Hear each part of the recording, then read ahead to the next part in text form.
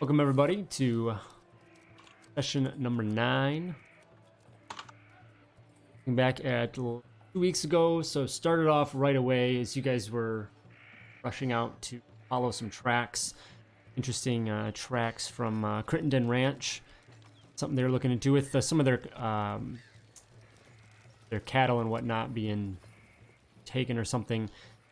And following those, came upon 2 giant animated fossils.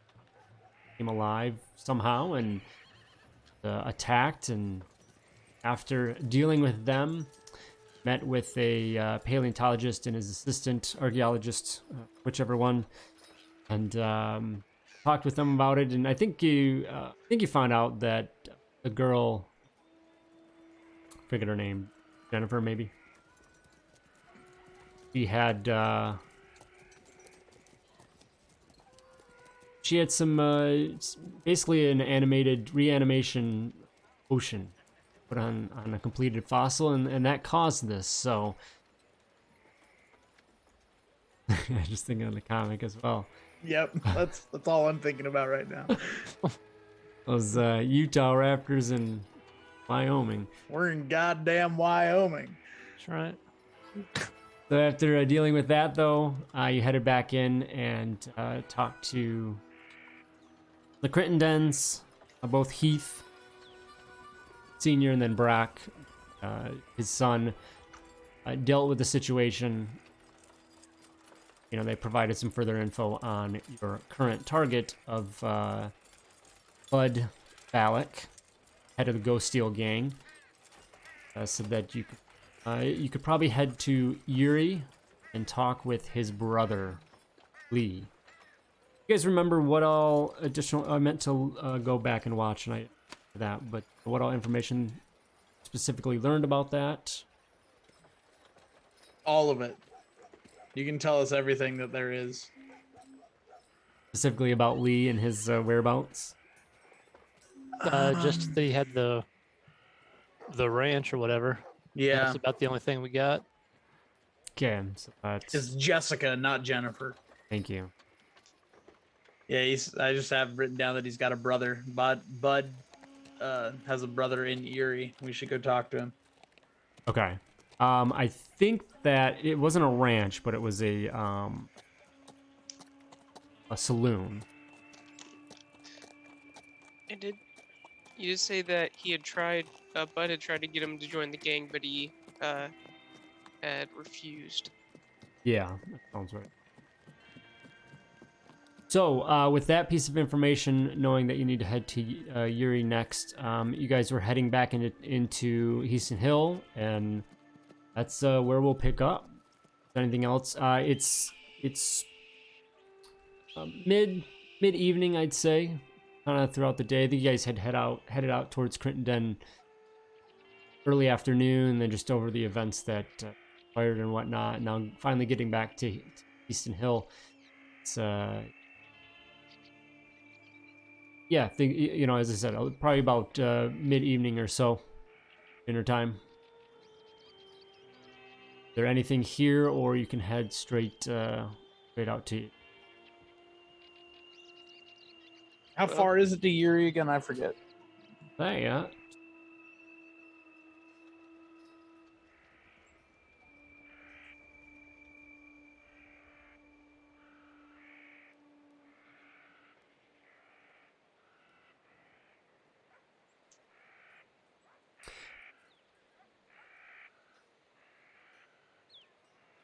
So, actually, no, it's just outside of Heaston Hill.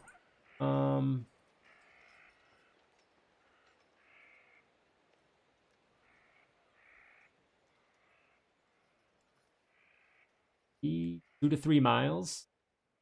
2 to 3 Okay. miles, I think. Okay, so we could make it there tonight. Yeah. Yeah.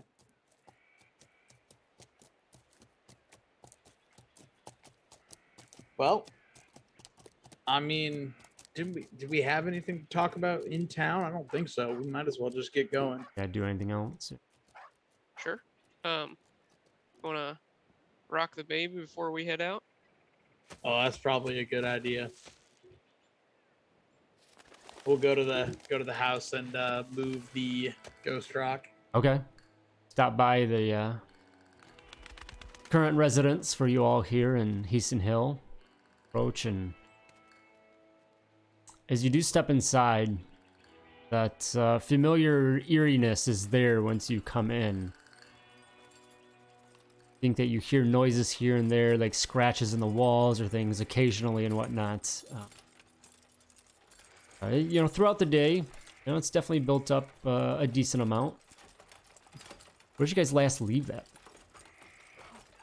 Um, Is it in the study? Not in the study, was it?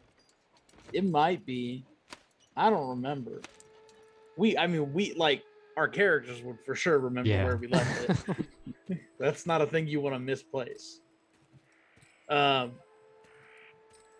you had think it it in was- that closet, like off the dining area, and then Yeah. I think you moved it the next time, and I think like you're like just in the study somewhere. The study sounds right. Yeah.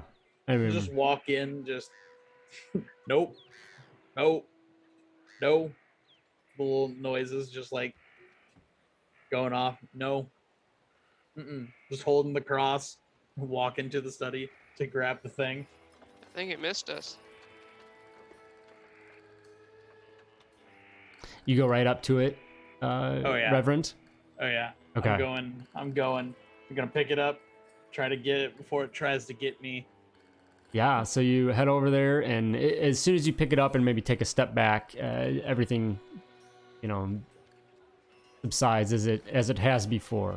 So you feel comfortable that you've kind of, you know, shaken up the I'll snow globe there of it, and take it upstairs and put it in the closet up there. okay. Do so, and roll me a quick d6. Sure.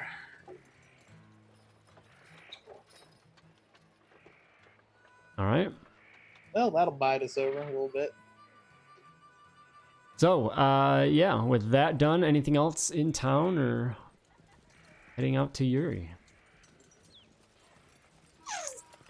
Yeah, guess we'll let's ride on out to Yuri. Get moving. I guess we'll grab grub when we get there.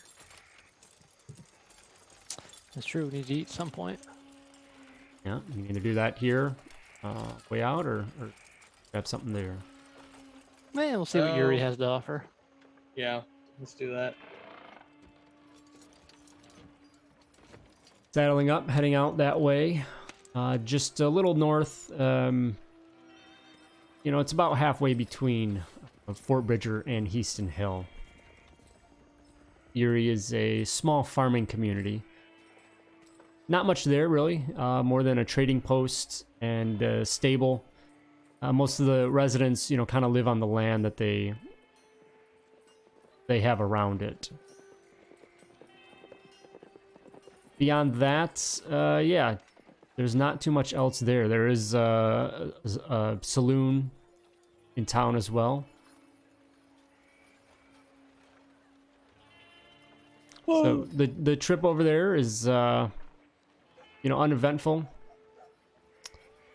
Able to get there without trouble, and you arrive, and you know, as I said, given it's just a small farming community, there's not a lot of local traffic. There's a few people here and there, but you notice they do seem to kind of throw you all an eye when you come in, just more in a general sense that, hey, there's visitors. I don't see that too much unless, especially that you guys are not you know, passing through.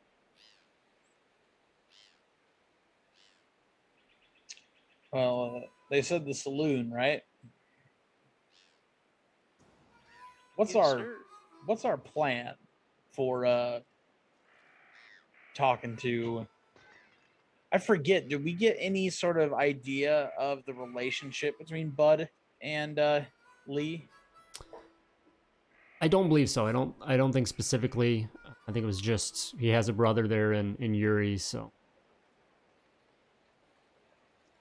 I mean, we know he didn't join the gang, but we don't know if that's because, like, he disapproves or not. Right. Yeah.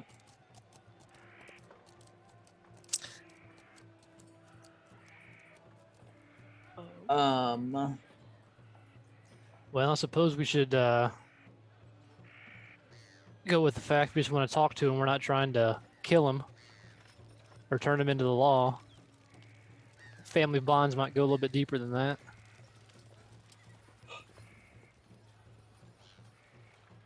I mean, Yeah. we could mention that there is a bounty out for him.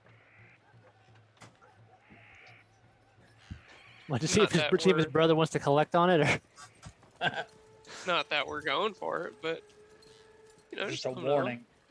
well, I'm sure his brother probably already knows. The leader of the Ghost Steel gang probably word gets around a little bit, but yeah, we just let him know that we're just there to talk to him. Might have something to do with our friend that's gone missing. Heck, for all we know, Lim Buckles joined the gang and he's out riding around rustling cattle as we speak. I find that probably unlikely, but Well, that is probably a true fact, but As likely as animated dinosaur bones. that is true. We've seen a lot of crazy Shit. shit there, Reverend. I don't put anything past this place. oh, that's a good point. Well, I mean, let's. You want to go talk to him? If we can find him. We don't even know what this guy looks like, do we? I'm assuming a little place like this run the saloon. Probably the guy behind the bar, but Oh, he We'll runs find the out. saloon. Okay, that's what I get for not paying he attention. doesn't just hang out at the saloon. I think he runs it, if I remember Well, correct. I feel like that's a fairly normal thing to do, but sure. See just a passerby as you guys are kind of moseying around, coming into town. Does recognize, acknowledge your presence, and kind of gives a friendly head nod. Come in and says, "Howdy, folks, passing through." Yeah, we are. Shit. Anything interesting happening in town? Well, not usually. That's why most folks are passing through. That's fair enough. It's your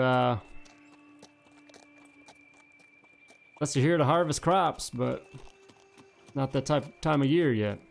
There any kind of place here in town to grab a little bite to eat and wash down some of this trail dust before we head on out? Yeah, definitely the latter there. But head over to the Gold Coin, and they'll probably wrestle you up something to eat.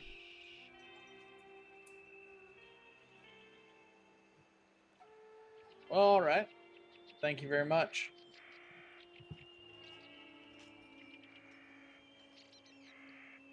Let's head to the Gold Coin. Sounds pricey. Yeah, is that one of them high class establishments where they charge you a couple of dollars for a drink? The gentleman just kind of smirks, chuckles to himself. No, not in these parts. Well, I guess you can't judge a place by its name. No, not this place. That's for sure. You mean something by that? There's something going on there? No, not other than a nice strong glass of coffin polish. All right. What's what are y'all's business through here in Uri? Stopping for a drink on your way? You heading up to the depot, or?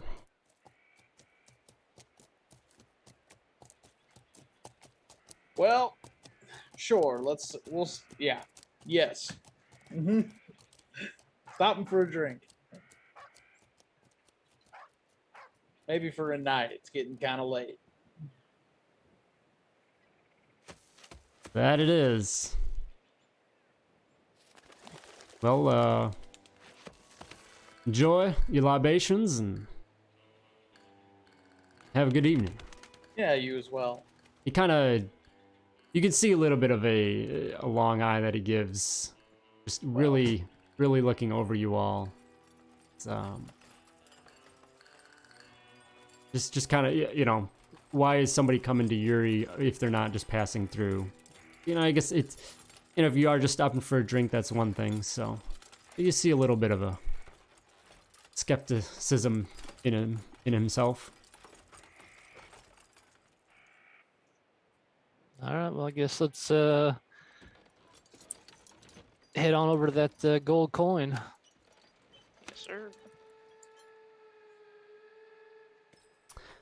So, again, there's not much here in town. You know, it's definitely one of those maybe one stoplight towns, if that. And you're able to easily find the establishment titled the Gold Coin. Immediately, you see that it hardly lives up to its gilded name. Pretty rundown, kind of ranch-style affair on the edge of town here. As you approach, you can hear a little bit conversation inside, and there's some sluggish smoke that seeps out out of a stovepipe. You see a few horses tied up out front. Suppose we'll tie up ours as well and head on in.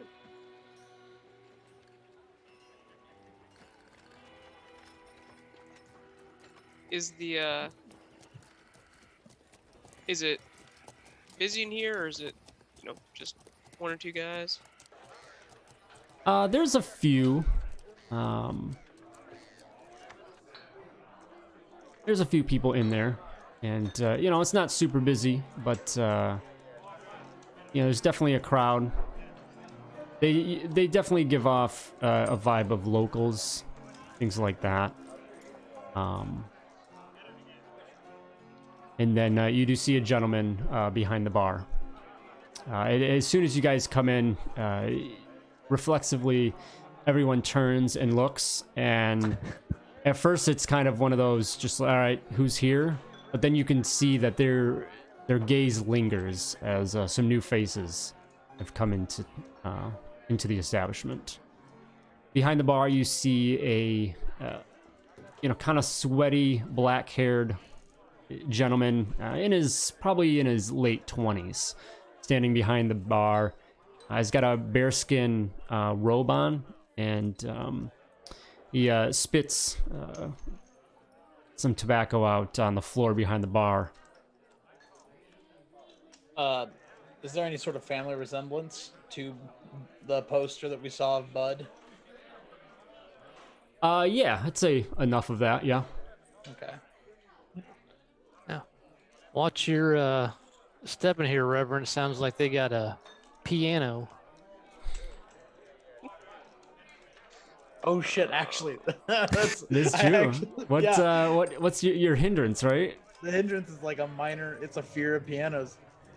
So as God damn it, as forgot your character's name. John? Yeah. As John says that, Reverend just goes, "What? Where?" Question is it a player piano though? It was just of pianos is the phobia. Just the pianos in general. Give me a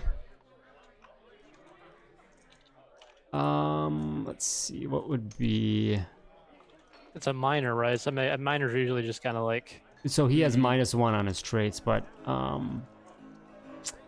think between There it is. Would that be a spirit? Never be yeah, able that's to what I was set leaning foot toward. I don't think vigor's probably more constitution, right? Like physical. Yeah. Yeah. If you're trying to see if he's like, Yeah. oh, I realize it's not a possessed piano. So I'm give me okay. a Reverend, give me yeah. a spirit roll at a -2.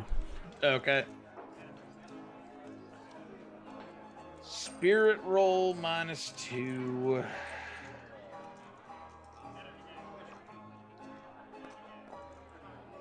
Well, that's not good. Okay, so you come in and as John does mention this, you do kind of a chill runs through you, through your already cold body, and yeah, you definitely are kind of on edge Am I while you're in here. shaken or distracted or anything like Nope, that? just the full effects of the phobia are in place. Okay. Good. Is more going to be a measure of if you could maybe kind of suppress this, you know, because it's kind of a, you know, temporary, potentially temporary thing for you. But Okay. yeah, so I think it says that you have -1 to everything. Yep, that's correct. Okay. All right. Yeah. So you step in. You guys going up to the bar? Yeah, I think we need to get Yeah. Reverend here a drink.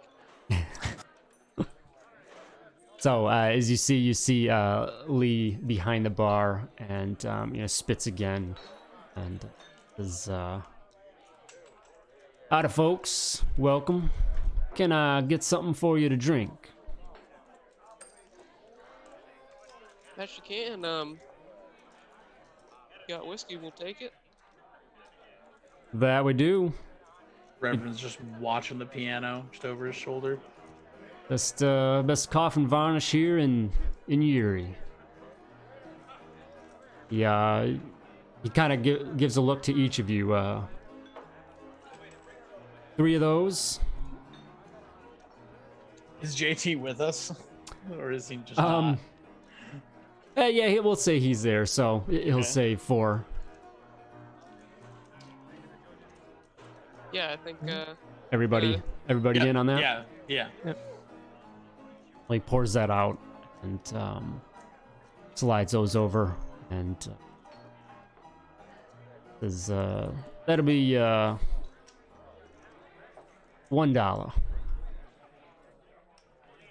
I'll I got this round, guys. Reverend just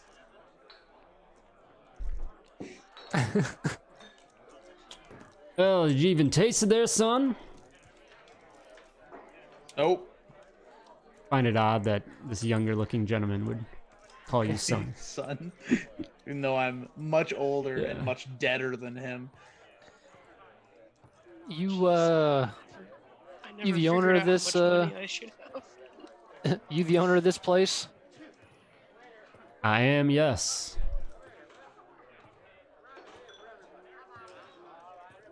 You been running it long? Usually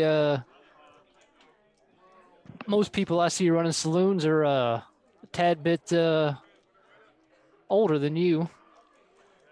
Must done well for yourself at such a young age. Sure, you could say that. But, seem quite inquisitive, though, about my personal affairs. What brings you all in through town? You may as well just do it. Oh hell, didn't mean no offense by it, just striking up a conversation. Talking to these 3 fools all day gets a little boring. I thought I'd enjoy the sound of somebody else's voice for once. Instead of this blowhard here, JT Beauregard. Man, it's like he's right here. JT sipping on his drink, just kind of, you know, giving like a, me? What? The rest of you, not involved in this conversation, Reverend, you kind of already attentive to the room. You notice that everyone in the room is still kind of like, you know, maybe not directly staring, but they're taking a lot of looks towards you all. Is it like are we dealing with like they're just like, who are these folks? Or is it more like a hot fuzz for the Give me a- greater good? You know, like Give me a notice no check. outsiders. All right. It'd help if I didn't close my character sheet at a -1.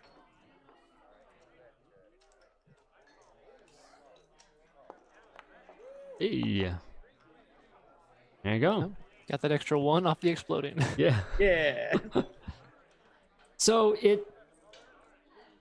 it's more towards definitely like, you know, just kind of, all right, somebody new here, who are they? But in a few of the patrons, you can see some very skeptical eyes, inquisitive eyes that are just really keeping an eye out. Just, on their guard. Okay. Well,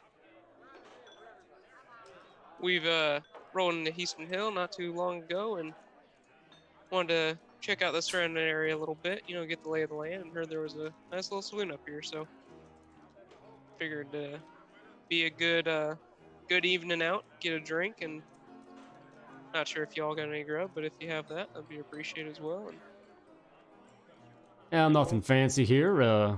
The hooch is our specialty, but we can see what we can rustle up for a few hungry bellies, if you like. be great. Mighty appreciated.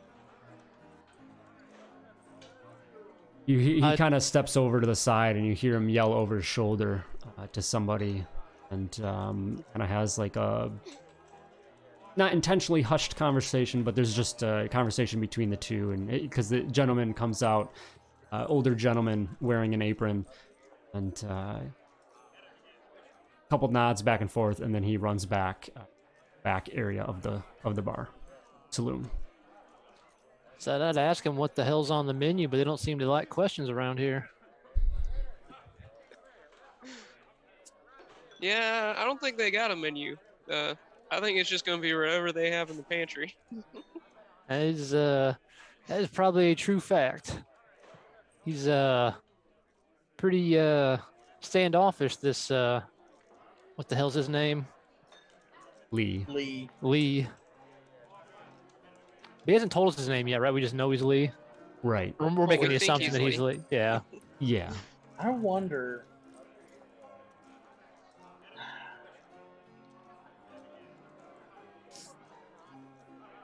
What you wondering there, Reverend? Give me a second. Trying to piece together how much trouble this could get me in. I mean, more trouble than having a demon Don't- inside your body. I mean, not more trouble than that. And Generally, Part Utah Raptor.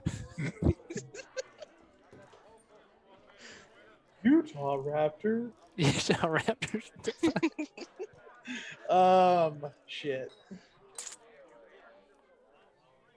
Is Lee back behind the bar at this point? Yeah. He immediately came back and he's just Okay. kind of standing there, and yeah. So if there's any other conversations you guys want to have, he'd definitely lean right into that. Or I will. Let me just turn to John. Kind of like like we're done talking to the help or to the people, to the waiter or whoever. We're having our own conversation now. It's like, so John, you found any work yet? I know you're a bounty hunter, but not sure if you found anything back when we were in Heaston Hill. Oh I'm well, yeah. I Talking figured. loud enough for him to hear, and trying to like gauge his reaction out of the corner of my eye. yeah, you can give me and anybody else that kind of picks up on this and wants to get in on it. Give me notice checks. -1 because there's a goddamn piano in the room. It's so funny. Oh, looks like we got JT joining.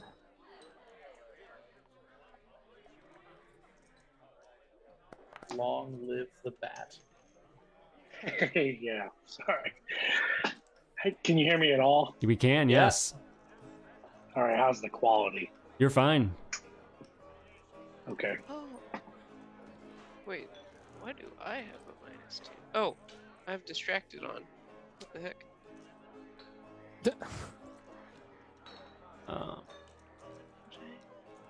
And you still hit a 5 with that? Yeah, because You I would've had got a 7. exploding. Oh, nice. Yeah, I guess, yeah, with the D4. Okay. So, Reverend and John, you guys are you're a little wrapped up in this show, this conversation display, to really pay attention, hoping that maybe one of your counterparts is going to pick up on any reactions. And Uncle James, you do notice enough of a reaction that you think there's something there out of the bartender. Just kind of mention of the bounty hunter, and then maybe also from some of the other patrons too, if you kind of continue to scan the group. You know, their already interest seems to kind of peak as well. Oh, good. It's just Yes, town full of cattle rustlers. Yeah, Uh, We're walking up in here Trying to get us jumped. advertising that we're bounty hunters. Perfect. JT, Yes, sir. hey, you coming in blind? You haven't heard anything before, right? Correct. I'm coming in blind. Okay. Set me up good. Yeah, so real quick, you guys basically just headed out to Yuri following your lead. You're at the Gold Coin Saloon here that you know that Bud, Alex's brother, supposedly operates, whatever. So that's where we are. And it's basically just a wide spot in the road with a little saloon and a trading Yeah, post. just a small farming community, not much there at all in town. So basically, you're at one of the few establishments available. So you've got a nice room temperature glass of coffin varnish in front of you. And I'm guessing I'm alternating that with shots of my own moonshine. As a chaser, maybe. Yeah, yeah. And Delicious. there is a piano in the establishment, and dear Reverend is very on edge with that.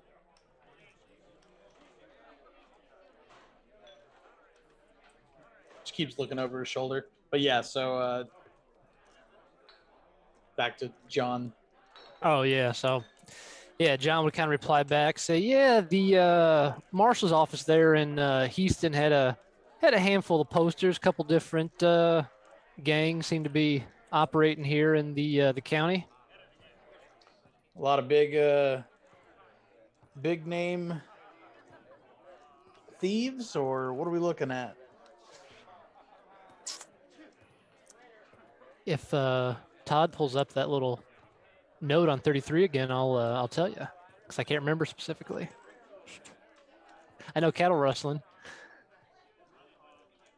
Yeah, see that? Oh, yeah.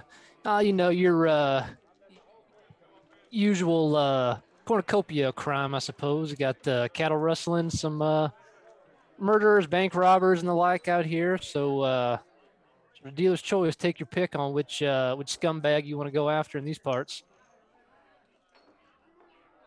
Well, I would say allowing more of this conversation to happen, Uncle James, and JT, if you want to as well, if you want to make a notice check as well, are you able to, or do you need one of us to do that?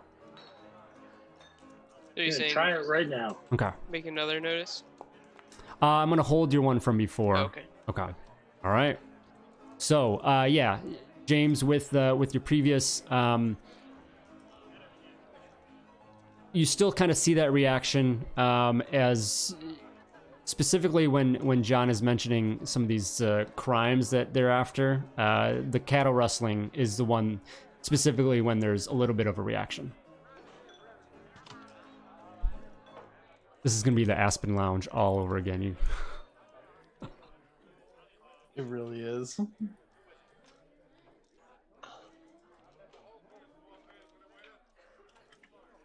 But you know, no solid leads so far. There's you know, definitely some rewards out there for people that are willing to take the risk, but you know, you gotta be able to find them first, I suppose. Sure. The squat older gentleman with the apron you saw earlier comes out with 4 platefuls of food, and it sets him on the side of the bar and gives a nod to Lee, and Lee comes over and starts distributing those out to each of you. And you see before you just a very simple plate, like aluminum plate or whatever, and with a big slop of beans and looks like some kind of a sausage, a couple links of sausage. Real basic, but it'd probably do the trick. And spreads it out to each of you. Says, not much. Really don't keep much of a menu here, but he's some of the best. He says, old Pat makes some great beans. I think you'll enjoy those. I don't know if any of you enjoy the greens and whatnot, but unfortunately, I've had a bit of trouble in that area around these parts, especially with Dr. Moon's farm. Not really producing as it used to. What kind of doctor runs a farm?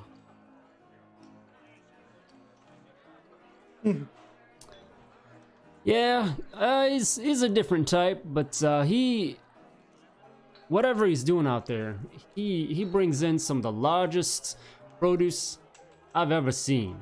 Just huge vegetables and fruits. Brings them into the farmer's market, and it's fantastic. But we haven't seen him in a while, to be honest. Now, Dr. Moon, is he perhaps a pharmacological doctor of that persuasion, or is he a surgeon or something? You see him kind of ponder at the words. If you Mighty mean big medical, words. no, I don't think he's in the medical.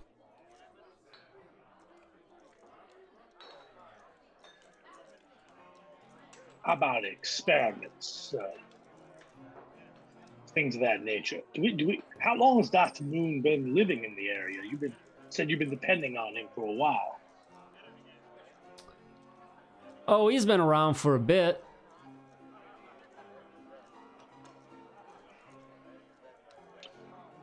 Well, that's mighty better than a swell or forsaken moment or any other foolish language you might want to use.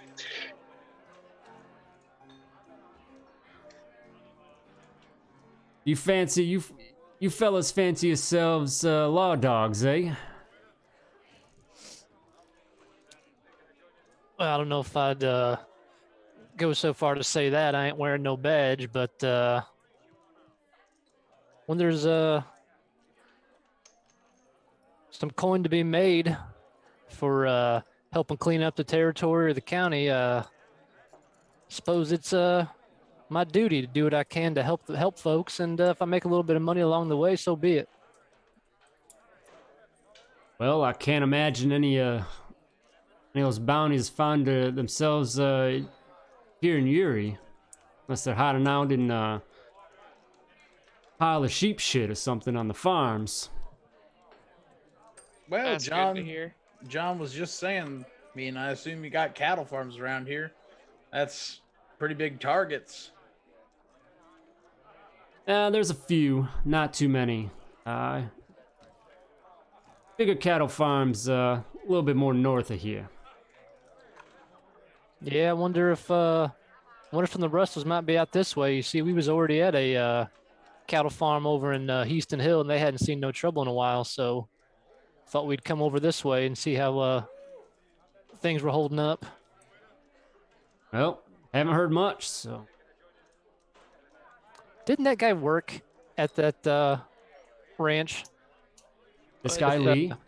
Critterin, yeah, or was it just Bud? Bud did. Okay, all right. Part of the reason why I said it is see if I get any kind of reaction from him that, I mentioned the Right. ranch out in Houston. So okay. Yeah, no, definitely nothing there. What was the last thing you just said? Before that too, you said, give me a notice check.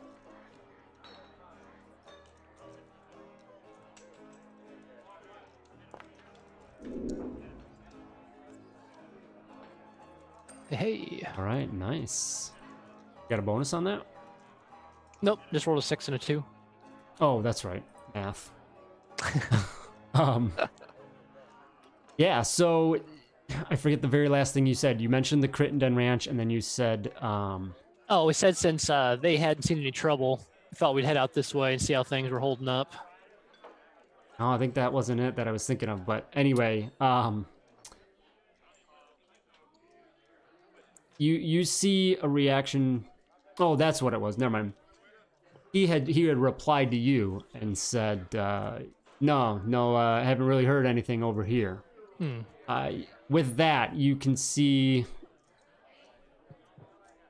you sense a little bit of question in that reply. Old insight check style.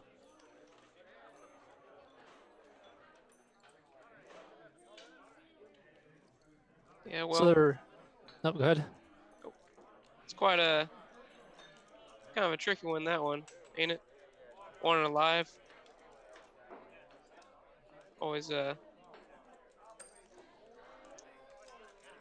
quite as easy as the other way, but I suppose better that way sometimes. No sense in killing folks when it doesn't need to be done. No, of course not. I reckon everybody deserves a fair trial and fair hanging if it comes to it, but if they want to put up a fight and resist, I suppose that's their choice to go down that way. You hear a nosy patron from nearby at one of the tables. Who's at the top of your list there, son? We are so dead. You keep asking stupid questions. Please don't JT. say that. JT sort of grabs his cane that's been, leaning against the table the whole time, just kind of tenderly making sure it's very, very close, and says, "Now, a perfectly respectable bounty hunter never goes around saying exactly who the bounty is that he's most interested in. He'll always lead with somebody that might lead him to something else. Do you perhaps know something that will lead us to something, sir?" This gives you like a cross-eyed look, like, what are you saying? And A lot you of big words. This is like, that seems quite a bass awkward the way to find out who you're after. Why don't you just ask and people know something to tell you? Message received, Todd. Message received. Well, I heard about a handful of cattle rustlers been operating around these parts. Go by the Ghost Steel gang. But I don't suppose a place like this would rank too high on their list of stops. As you kind of mention it, you hear kind of a slam behind you as you've turned to talk to this gentleman, and he just catches your attention, and it's just a bottle kind of hitting the bar. And you turn around, and it just looks like Lee had kind of like reacted and, put the bottle down. And he just kind of looks at you all.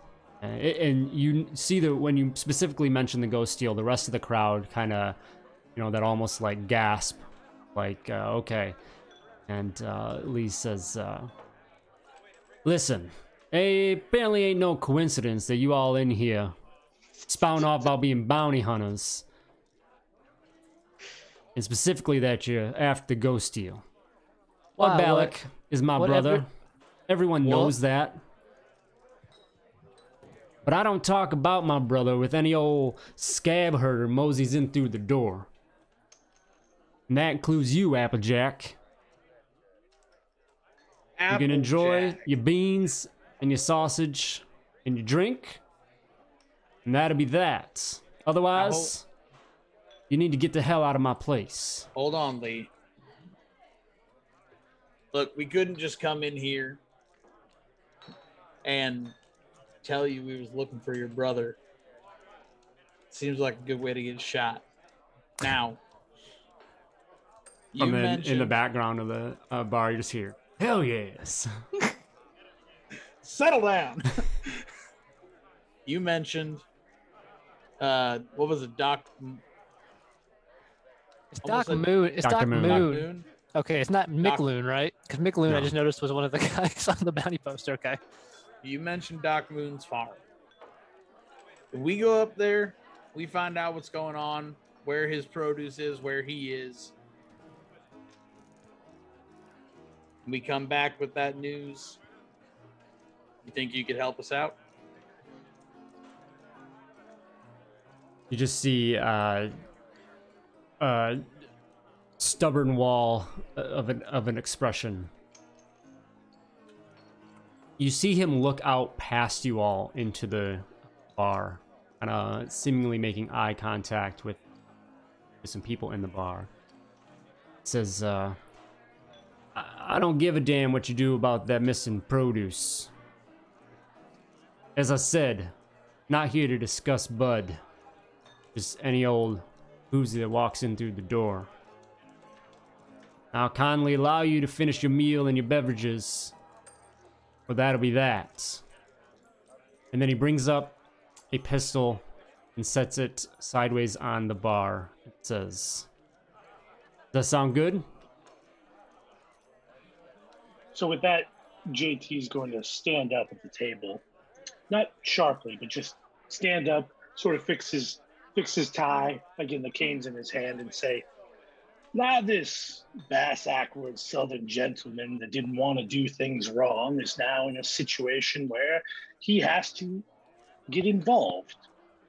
Now, if it were my brother and he were in trouble, I would be real concerned about this type of people that would be hunting his bounty. Now, as it happens to be, my esteemed colleague here, and I'll point at Mr. Cooper, has already made it clear we do not just shoot people. So, if there's an opportunity to bring your brother for a legal, ethical, and moral trial for the things that he's been accused of, perhaps you might want to consider us as an asset." You would have heard, when you stand up, JT, you do hear 3 to 4 other chairs kind of push out. And then as you look around, there are 4 other gentlemen kind of just standing around the room, just eyeing the situation as well. But they all very intently listen in. You can see that they're definitely leaning on Lee to, basically take charge of the situation or lead, command the situation. Lee takes in your argument very intently. Give me a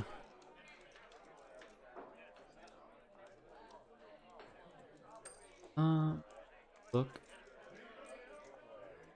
Give me a persuasion check.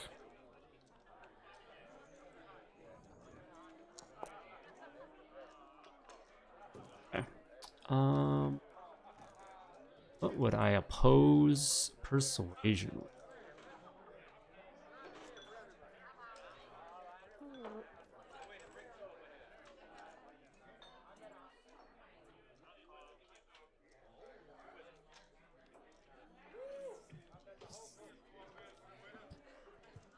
The signal to my TV is cut out.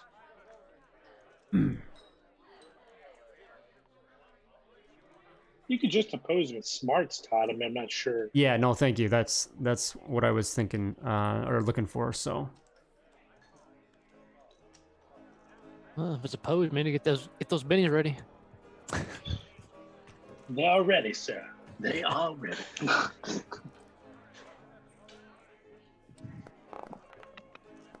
Rapidly rolled some dice. all right. You see Lee intently listening to your argument. And there's a few moments where he seems to nod in maybe acknowledgement and agreement of what you're saying and whatnot. But at the end, whatever it is, stubbornness or whatever, takes over. And he just looks at you and he says, my position still stands. We're not having this conversation. And then he raises up his pistol and he's now pointing it out towards you, JT. Kind of swings it back and forth to the rest of the group. I'm sorry, but I think that your meal's gonna be cut short. Kindly ask if you all leave.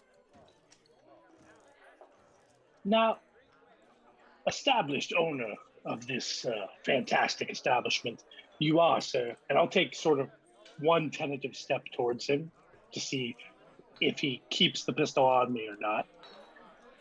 You did specify you wouldn't have the conversation with just anyone you did not know. So, first of all, I'm JT Beauregard, professor of miracles. Second of all, I have some liquor that I think your establishment might make a good penny off of. Now, if we were in a business arrangement, we got to know each other, perhaps we would be able to have that conversation. But clearly that's not today. So, might I bring a jug of my family's moonshine in for you to enjoy as a gift? Give me another persuasion roll, this time at -2.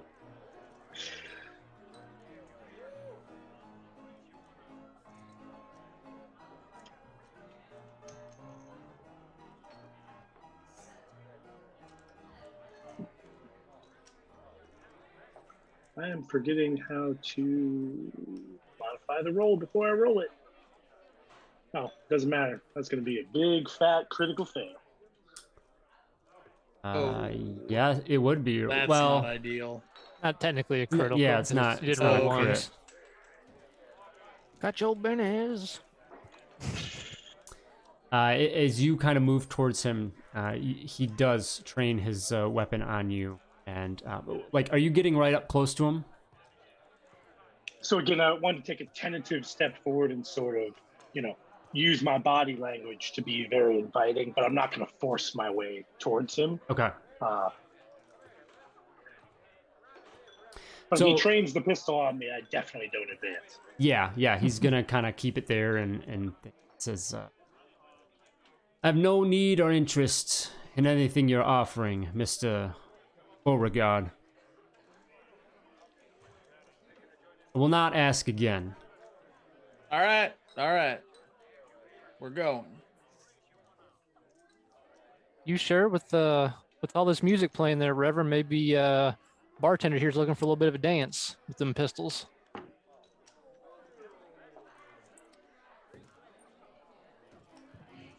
Be that as it may, like we said earlier, we only shoot folk that needs shooting.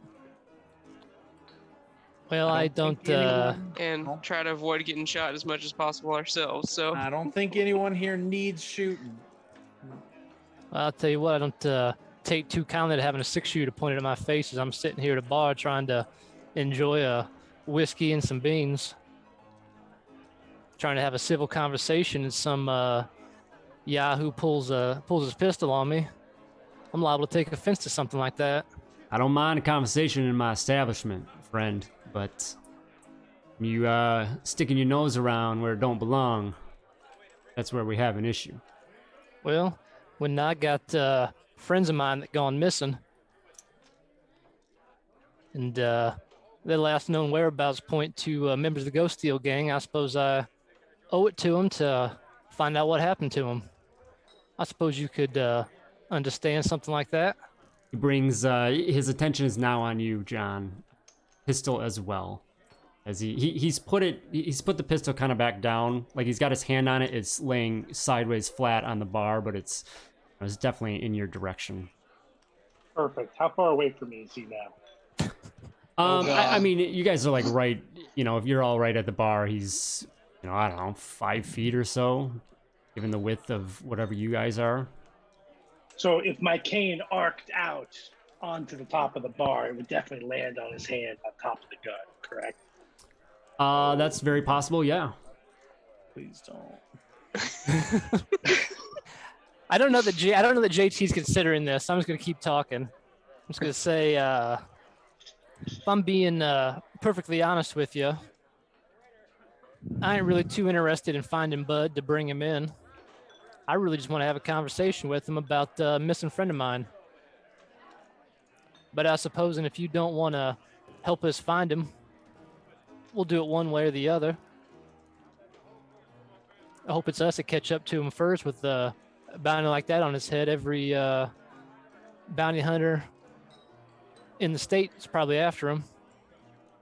He's done well so far, so I think you're gonna have to rely on that other. Well, just remember, if you have to attend his funeral here coming up sooner rather than later, this conversation we just had. So, Todd, did he cock the revolver when he pointed at us?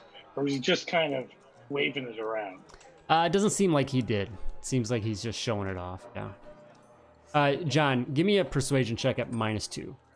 Actually, yeah, -2.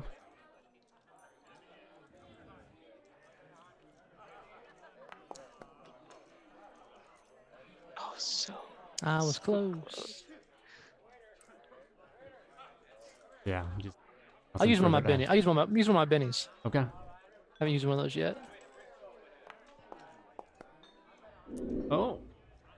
Oh, Hey. Ah, Alright. damn. There we go.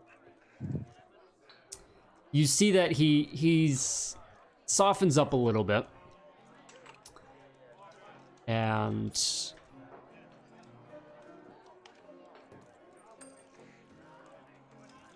he says, he takes his pistol and he pulls it off the bar and brings that back down to his side. He's still kind of holding on to it and whatnot.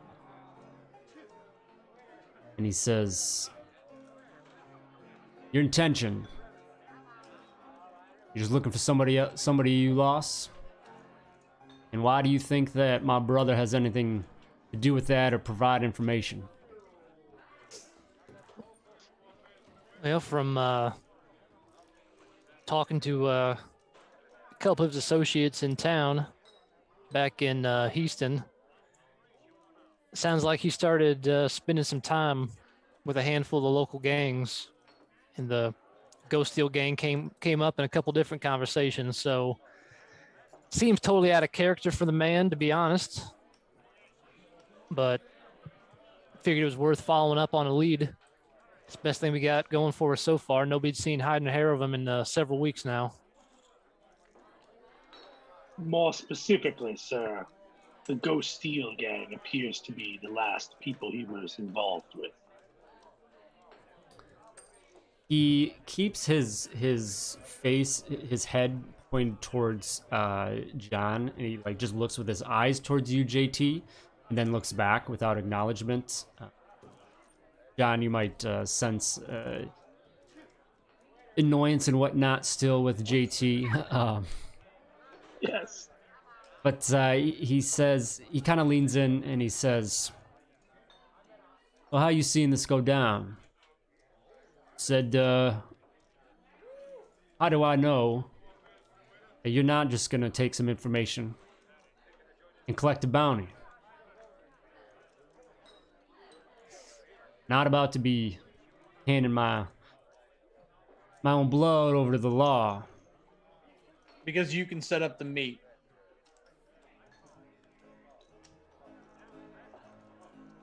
Yeah, I'm willing to have that conversation wherever it needs to happen to, I guess we can say, give Bud the advantage in the situation. I will say, as long as Bud did not obviously kill our friend, I'm willing to just try and collect information. Well, not going to be able to facilitate anything of that nature. Certainly don't see much of Bud these days. He's out doing his thing. I need some other sort of reassurance that all you're after is a conversation.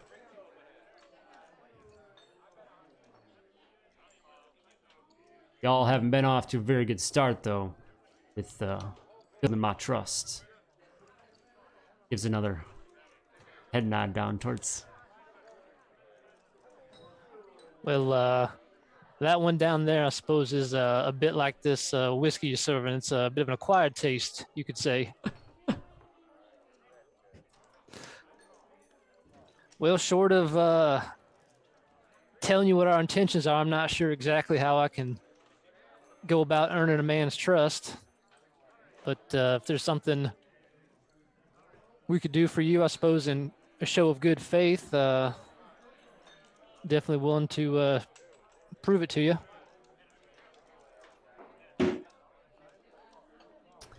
He thinks on that for a bit. By now, the gentlemen in the rest of the room have seated themselves. The tension has died down a little bit. So...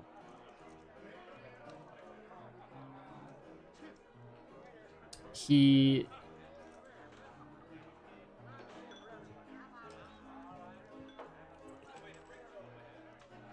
ponders for a good few moments. It says,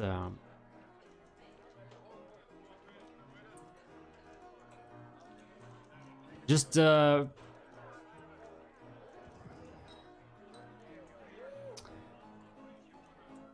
ask Bud about the pond that we used to play in as a kid. And he'll know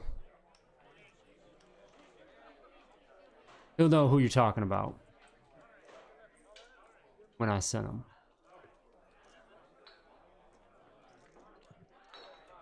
All right.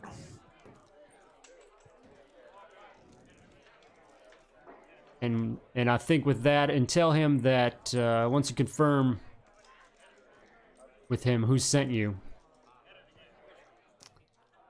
just tell him you should stop by, say hello. I reckon we can pass along that message.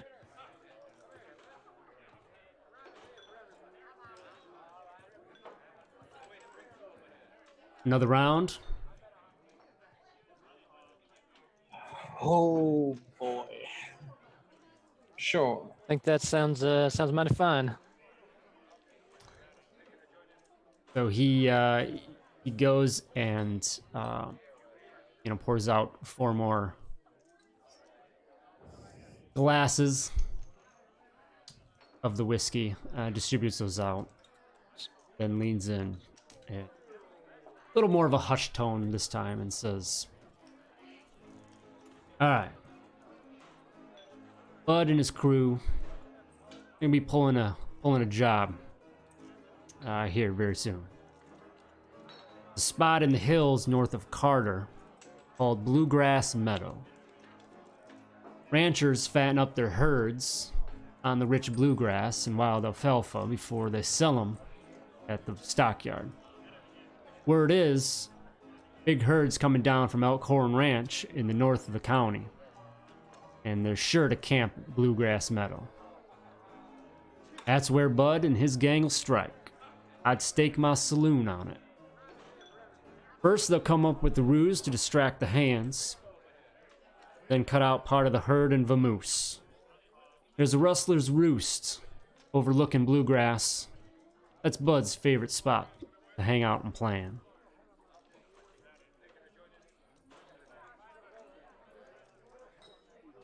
Did you say they're planning to hit this herd tonight? Probably not this evening. They'll maybe go after it the next day or so. I mean, it's going to be a good day's ride to get up to Carter as it is, so. All right. Is there any kind of hotel or anything here in or I guess is it back towards like back through Houston to get It's there? not. So it is. If you guys pull up the in Discord, got the Oh, right. Let me kick your other one, JT. Yeah, can you hear me? Okay. Yep. That's not there. Oh, maps. Yeah. So the main Uinta County map. Carter is up there north of Bridger along the rail line. Oh yeah, we got a ways to go. Yeah. So you have to back through Fort Bridger, get back to Bridger Depot, and then basically follow along the rail line to Carter. So yeah, it's a Okay. good haul. All right. Well, seeing how it's getting a bit late in the day, is there any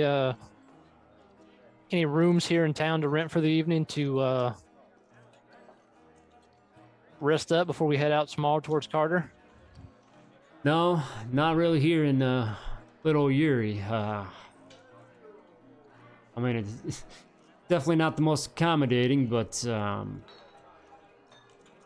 there's something you could probably make shift if you really need a place overnight outside the stable. Might just choose to pitch a tent myself. Well, that would be a good plan if I owned one. I thought we had. And maybe Can't JT's think got here. some in his wagon. I'm not sure. Or maybe. Oh yeah. Oh yeah. To be clear, something to sleep in, right? So we're not doing something else. I mean, I got a bedroll, I but don't even have one of those. Not that it matters. Never mind. Forget who I am. Just handcuff me to a cash. Do we have a mileage that was out to Crittenden Ranch? Do we remember what that was? Oh Lord, I have a mileage. I forget. that was like 4 weeks ago. And I remember it turned out to be real short. It was 15 minutes. I'm just trying to see.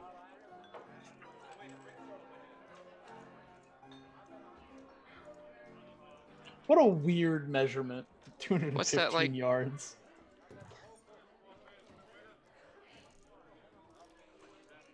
Uh, 3,000 yards.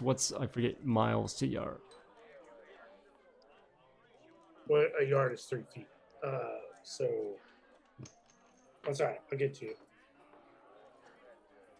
what's a mile like? 1.7 miles. So you guys could probably head back to maybe a half hour or so. Get back to Heaston Hill. You could do that.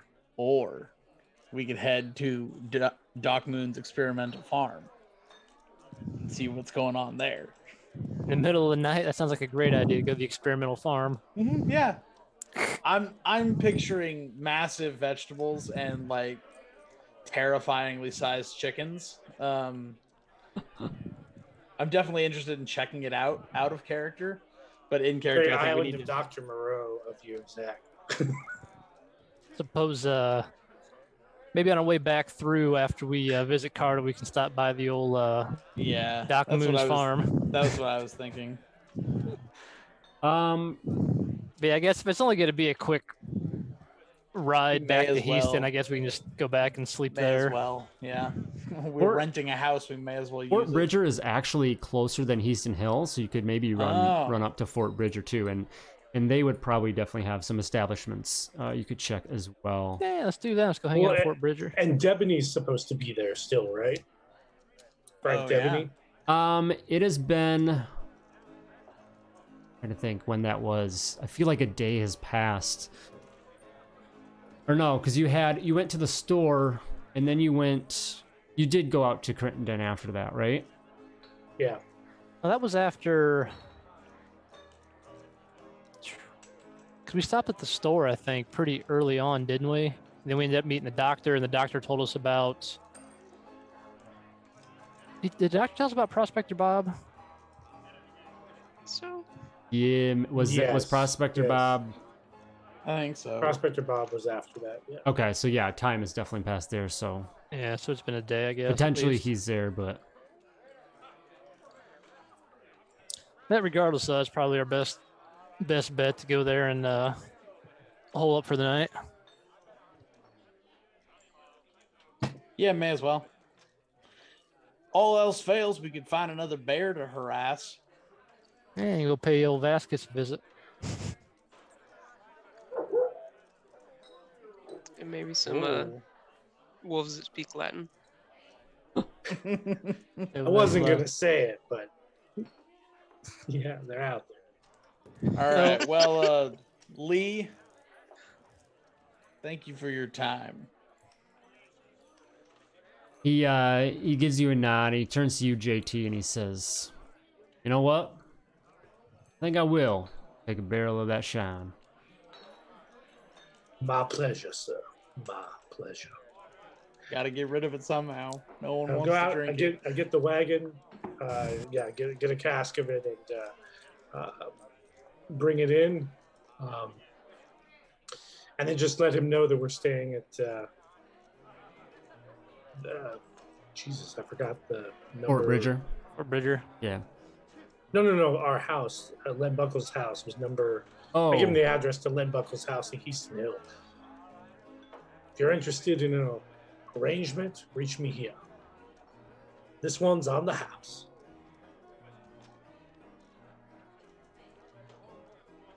Gives a nod and says, "Keep that in mind.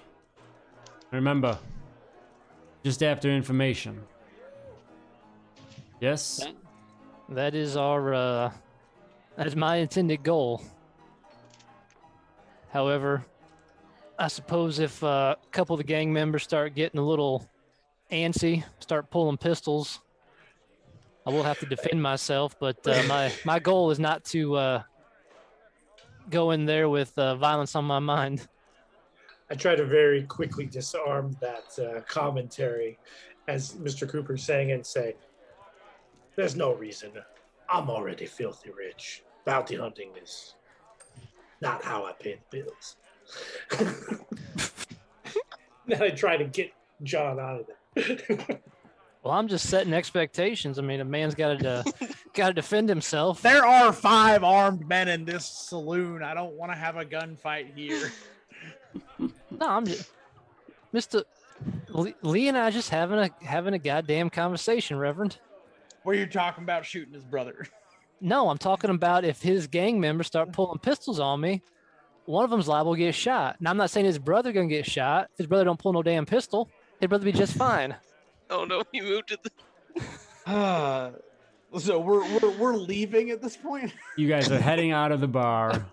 So follow this to its logical conclusion, shall we? You do see that you pick out now that the gentlemen definitely set their eyes on you as you make your exit. Maybe some of the others, combination of not as forgiving, trusting as Lee was. Some of them maybe itching for a scuffle. Kind of excited to maybe actually see some action around here. Looks like them boys want to dance, Reverend.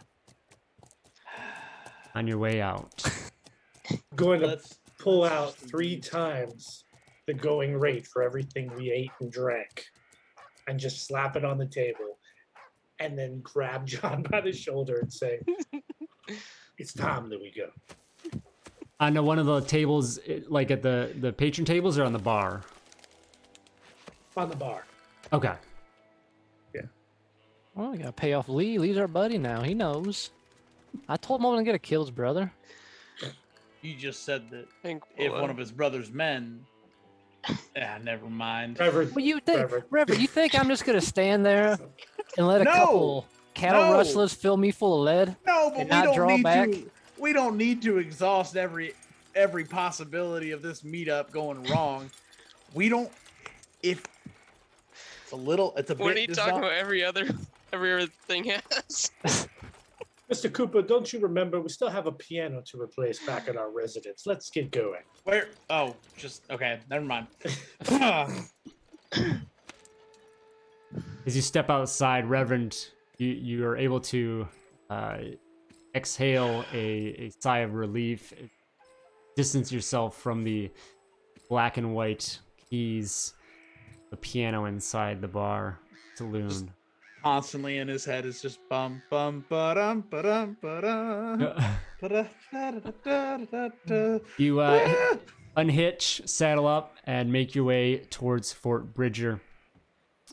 As we head out of town, JT's just going to turn to the Reverend and go, I would just like the record to show that I did not almost start the bar fight.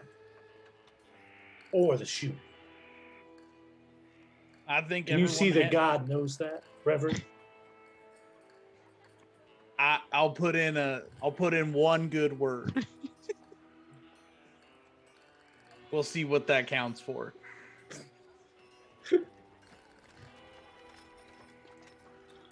Perfect. All right, so you head off towards Fort Bridger, and it's 15, 20 minutes or so at a normal pace. Definitely getting into the late evening here. Yeah, you come up, you can see some of the lanterns and things of the fort. Fort Bridger, it is still basically a military post. There's not really there's not going to be a hotel or anything like that, but there very likely will be something more accommodating than what was back at Erie. But you come back through and you recognize the layout that you had seen as you come through here before. All sorts of various soldiers and whatnot kind of going about themselves there. And then you see a little mix of more what might be more of a civilian group as well, mixed in for whatever reason.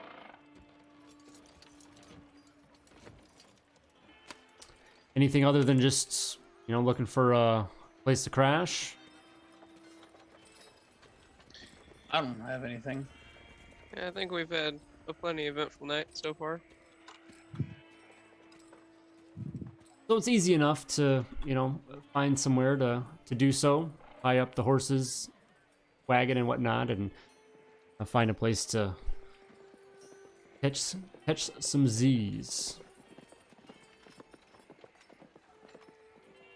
After that, sun rises early in the morning.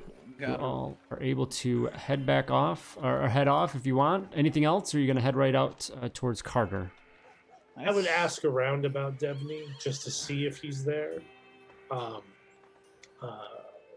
Maybe when we're grabbing breakfast or whatever, just the locals, just inquiring. I'd heard that Frank Debney might be up here for a few days. Is he perhaps still in the fort? A couple people you run into say, no, he was here the other day. But, he does a lot of running back and forth. I think he said he had some things to deal with back in Heaston Hill. Perfect. Clearly avoiding us. Yep, probably. Must be an Act 2 hook in there somewhere.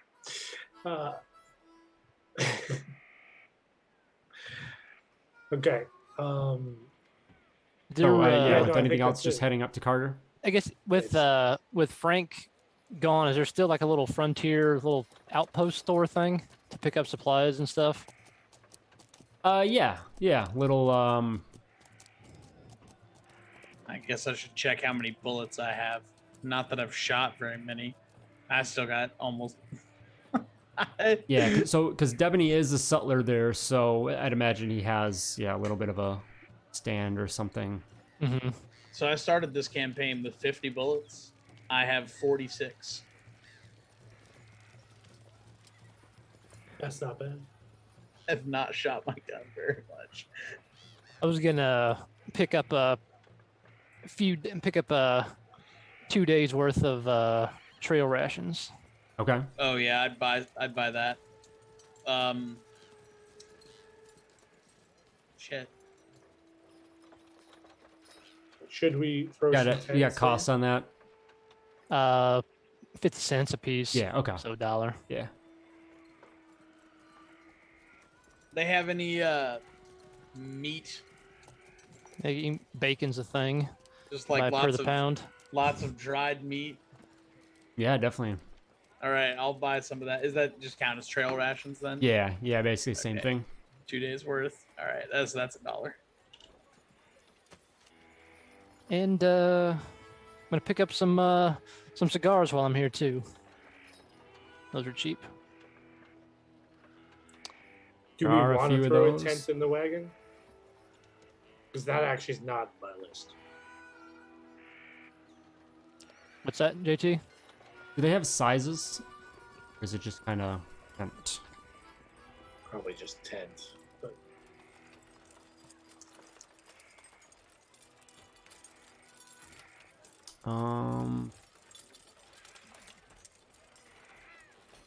And do we have somebody have rope in case we gotta tie Yeah. these jokers up? You should I have, have- well, you should have rope from, because you could have pulled that back up when you're dealing with the headless. So Yeah.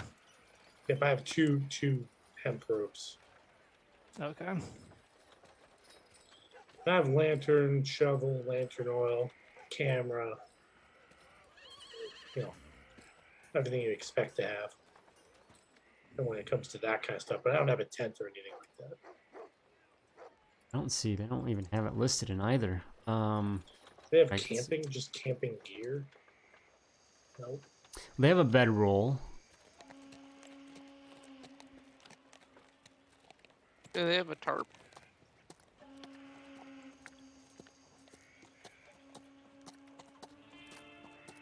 It.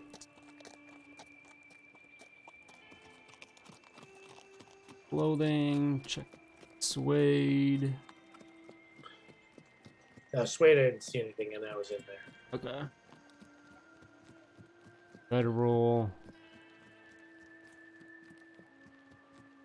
Well, does anybody not have a bedroll? I'll just grab a bunch of them and throw them. I don't have one.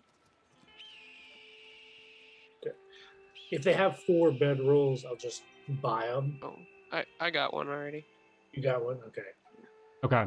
Yeah, so you can grab that. The bedrolls were listed on there. Those are $4 a piece. And then Do they have 3? Yeah, Okay, so- yep. Yeah. You'll have that, and then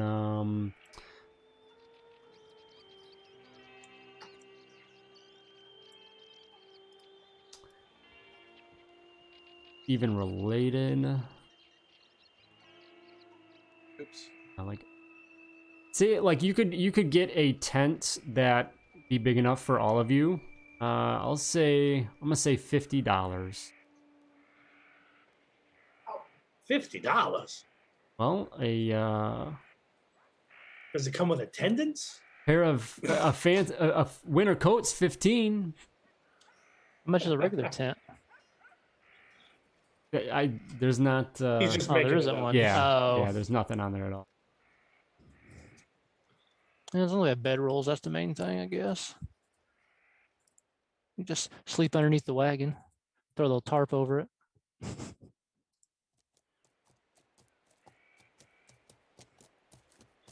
mean, I can buy $50. I mean, basically that means we have the deluxe camp, right, Todd? In Red Dead terms. Yeah.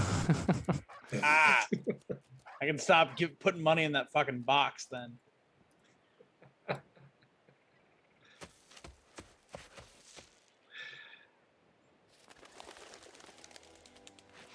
It's just not on there. So.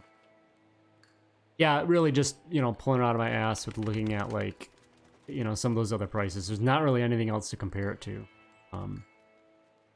$62 for a tent and 3 bedrooms.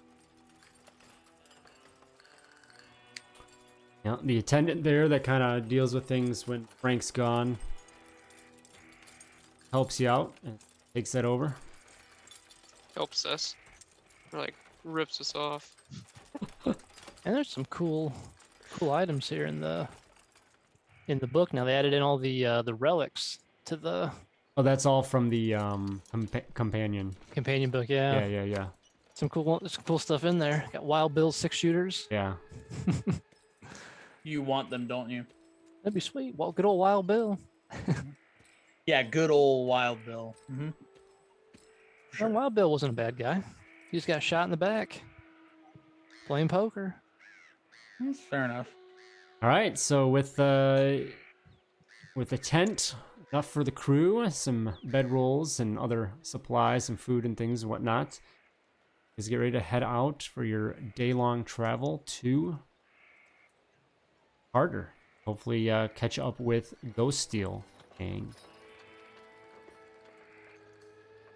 The ride is easy, following the trails. No talking wolves or otherwise that you run into on the way. Pass through Bridger Depot there, and then following along a trail that goes along the rail line as well, eventually getting into towards Carter. Carter is a railroad town lying there along the banks of Muddy Creek, and grown into primary rail shipping point for livestock from Bridger Valley there. For that reason, it's the biggest stockyard in the county are found there. Thousands of cows and sheep come through here. There's dozens and dozens of saloons here. It's definitely a pretty established location, town. Dance halls, gambling dens. A lot of that centers around that trade of herding the animals and the livestock that comes around there. What's your plan when you arrive in town? Well, we got to figure out where this oh shit, Blue Meadow? Nope, Bluegrass Meadow. Yeah. Yep. It was north of town a little bit. That's right.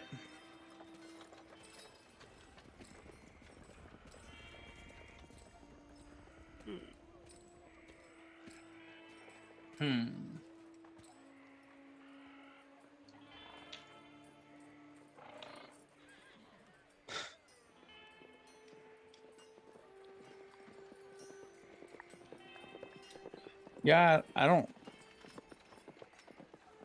So that would be, that's definitely something you could, probably find out pretty easily where that general area is. Right. Yeah, so just kind of how you want to approach it. Well, the Well, way I see it, we could head over there, and I could take out my camera, and we could begin taking pictures of our esteemed selves, and just camp there. you take a picture of yourself? Ourselves. You mean like getting your portraits done? Exactly. There's a reason to be in a beautiful meadow. Well, sure. I guess I thought that just happened indoors. Well, for normal folk. For those I of us guess- who travel with a camera, I guess we ain't normal folk, are we? like Mr. Cooper said, I have an acquired taste of a very particular vintage. Grown in a very particular vineyard. But it's Bluegrass Meadow where they're planning Likes to pull the job, or that's where his thinking spot is. Yeah, they're kind of roosts where they kind of hang out there to plan what's going on. So that would be the information given. That's probably your best bet of trying to go after them, track them down. Okay. And you said we know where it's at already, or we need to find out in town It'd be where it's easy at? enough to find out where it's at. Yeah. Okay. Yeah. I mean, I guess my thought would be we just pop into the saloon there and grab a bite to eat and ask. Yeah, I guess kind of ask around about it and go from there.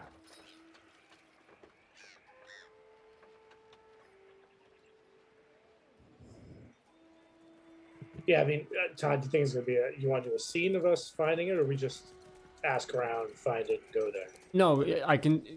I'm good with you guys just knowing where it is. So more of just waiting on what's your approach. Oh, yeah, I mean, I Oh guess. well. I mean, do we want to? I don't want to go out there and scare him off. Which is why having a cover that I mean, that makes seems sense to me. innocuous is probably good, because if a bunch of cowboys run up on us to try to run us off, then we at least know we're in the right place.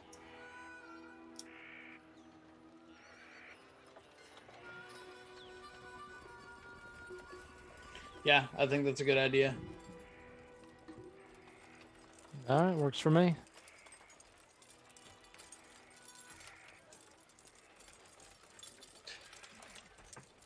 And there is, I guess there's two ways we could do it. One is that JT and the wagon could go do the picture taking and be like camping in an obvious place. And if you guys wanted to watch and see, try to draw attention, if it draws attention and follow back, that'd be one way to do it. Or we can just go and investigate. I almost wonder if maybe we don't want to try to pull anything. We want to just head out there and just look for them. Because I think any sort of deception that we try to pull off will only look bad when something inevitably goes wrong and they catch us. This is true. Plus, we know to ask him about the pond where him and Lee played at when they were younger. So I say How big an area is this? I mean, once we get this, is this a place we can canvas and kind of ride around and look, or is it too big for that? Probably a little bit too big. I mean, you're probably gonna be able to find the specific location where he's at, because it's kind of like an elevated area that he's looking down On the meadow. Yeah. Okay.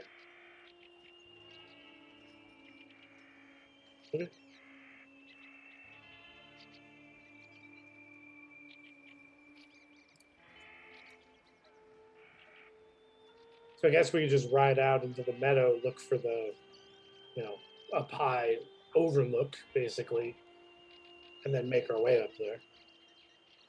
Yeah. works for me.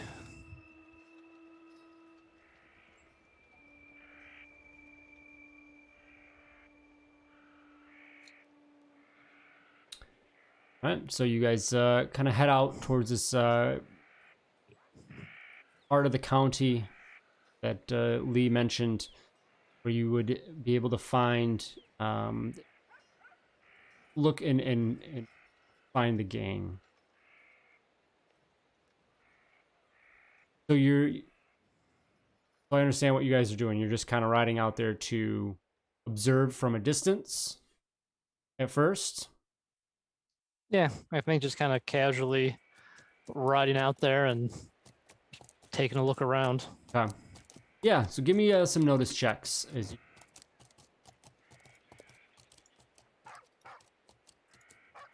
No pianos in sight.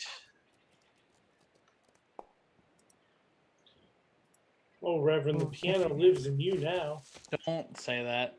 Can't forget I got my survival too. I can do some old-fashioned tracking. Yeah. You didn't eat a piano yet. How did I roll a 0? Oh, Oh, that -2 on. Got Oh, -2 man. on. that doesn't make any sense. It didn't even show that it was highlighted when I rolled. Is that from the thing at the bottom? Yeah, but it wasn't clicked on, so I'm not sure how it... All right, I'm going to try again. Don't count this one. I just want to see if it rolls properly.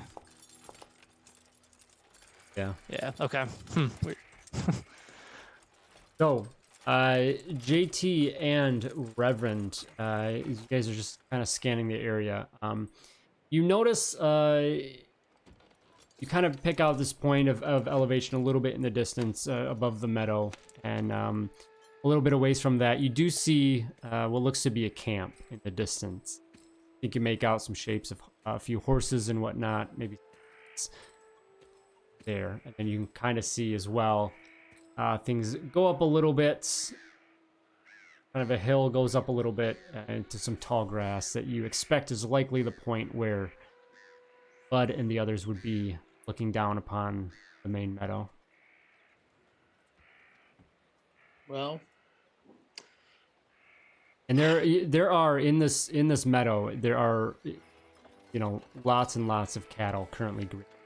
They are out and about here. any like field hands or you know, cowboys with them? Not at initial glance, no. Oh, they're Okay. just kind of right here, yeah, openly grazing.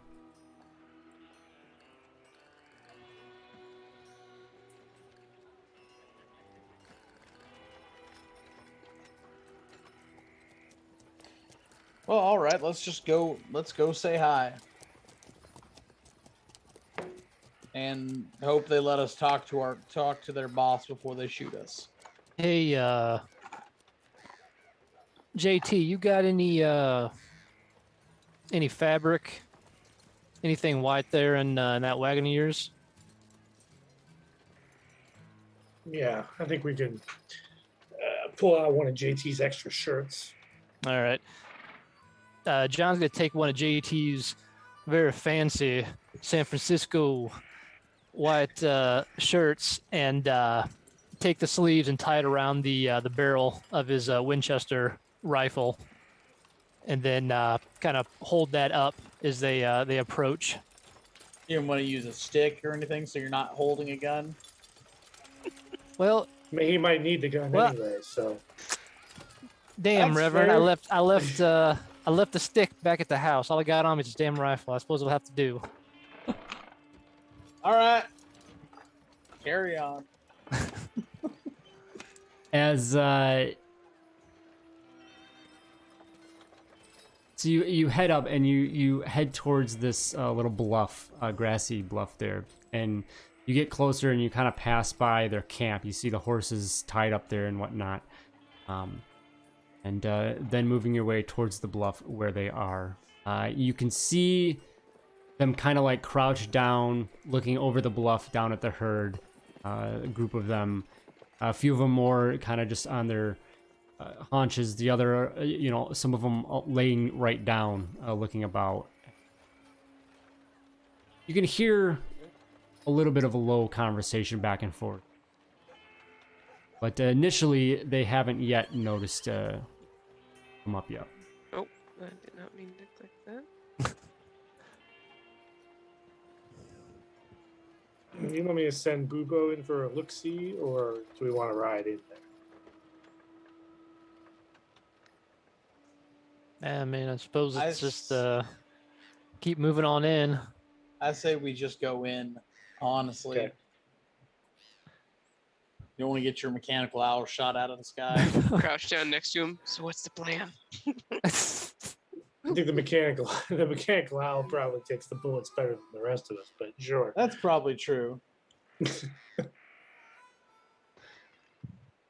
yeah, that's fine. We ride right in. Okay. We're not charging or anything. We're just moseying up. Saying anything when you come up, or you just... I suppose. Well, they still not notice this. They're just completely oblivious to. Well, You're gonna hear I'm just the- wondering, are you just trotting up, or are you gonna call out to them as you approach?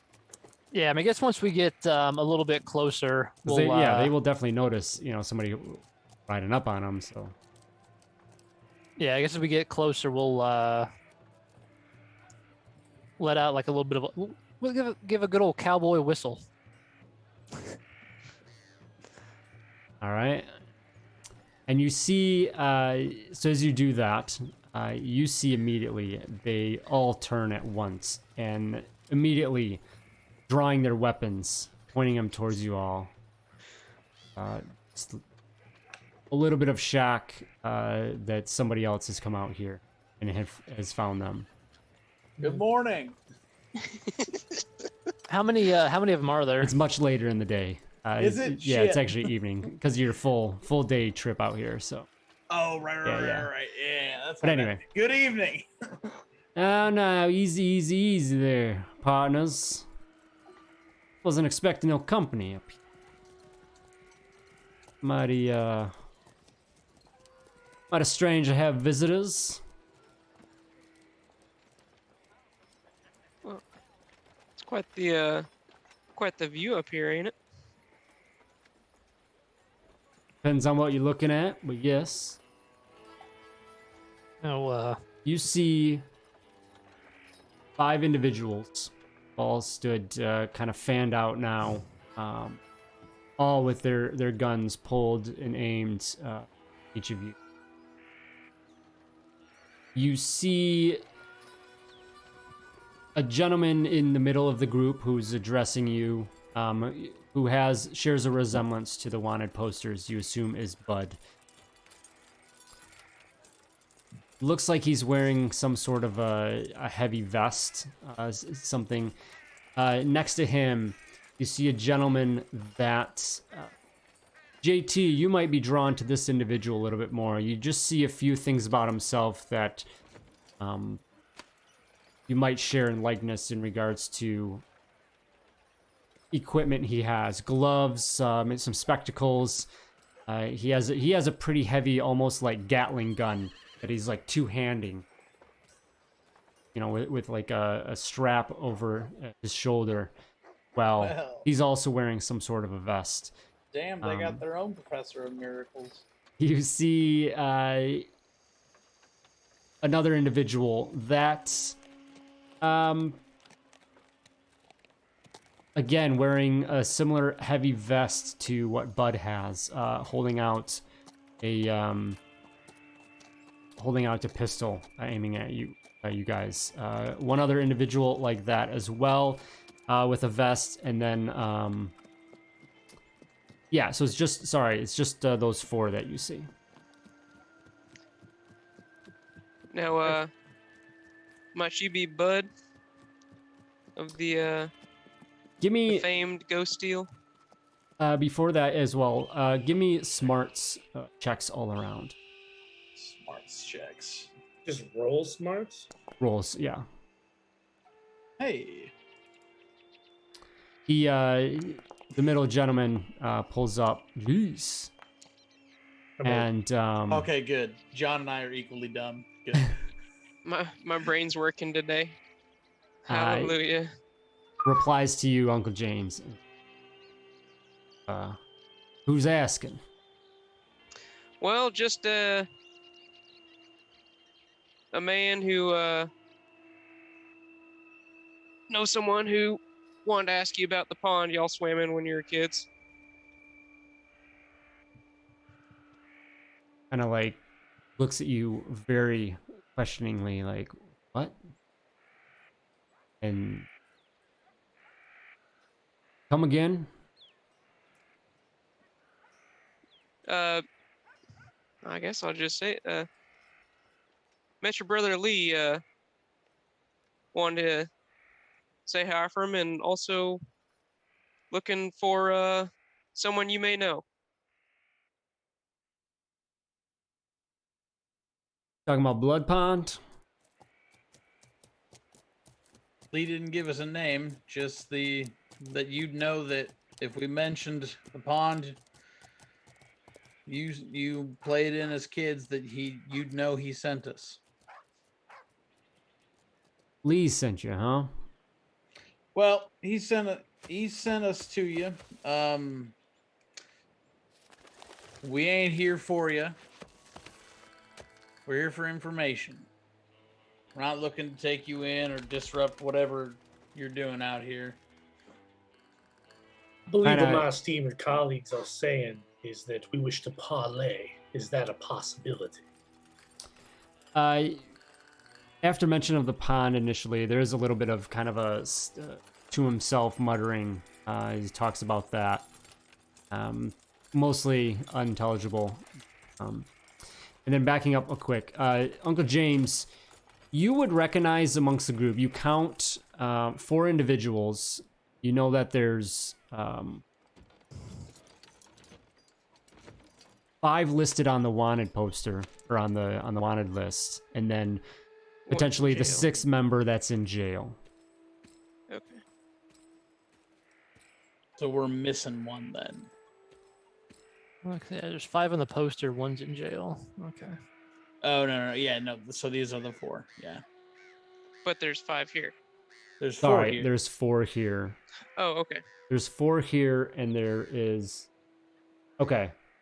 Agnes. Yeah, Agnes Kinney is in jail. Oh, sorry. Okay, I had that wrong then. Yep. Okay. Yeah, so we got John Jacob White, Dr. Seamus McLoone, Who I'm And assuming is the Gatling gun Yeah. gentleman, Octavio Contreras. I wonder if he's agreeable. I think he might disagree with some of the things you said. Anyway, looking for a friend of ours. I tell you, I typically have much better conversations when I don't have a handful of pistols and Gatling guns pointed at me. I reckon most people would, but give me somebody give me a persuasion. No, you don't want that to be me. Is that me since I invoked the parlay? Yep. So real quick before you do that, Okay. because to give you an assist. So I think James, you started the conversation. So give me, I think what to do for this, the rule again is, I think you roll it, and if you get a success, JT gets a +1. And I think with a Okay. raise, a +2. So roll a persuasion. Okay. Okay. No help. I'm gonna Oh, bend you okay. that. Yeah. Absolutely. That's a bad roll. Woo! All right, a success. So There you JT, go. you'll get a +1 to your persuasion roll.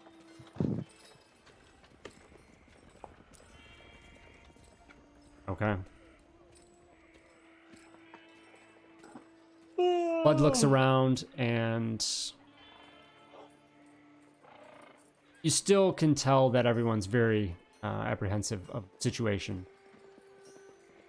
Because I suppose we could have a chat. You said, what was the nature of your business?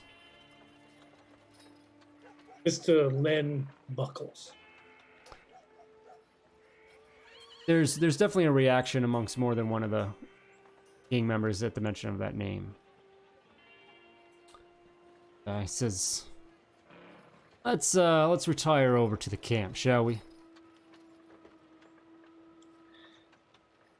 Leave our horses to graze then, and Yep. I bring a smaller bottle of moonshine with me and just set it down next to the campfire. that seems dangerous. Not that close. Okay, all right. So as you get back to the camp, a couple of the members, go over to start seemingly kind of fixing up some grub. It's definitely, around supper time here in the day, and Bud goes and just kind of finds just like a stump of wood to sit down on. You'll have to understand that I'm a bit skeptical about anyone that just wants to come have a chat with myself. The others here. I'm inclined to think that we may be on the opposite side of the law here on any issue. Well, sir, I mean, we are not wandering about with bounties on our head, that is for sure. But as far as our intentions, They are strictly of the information persuasion. We have been led to believe that you may have been the last people to lay eyes on Len Buckles, our dear friend. Could you perhaps elaborate whether that was a possibility?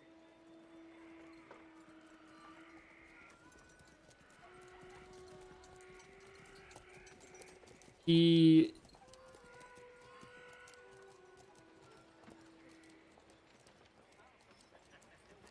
says, you can tell there's hesitation in offering this information. Because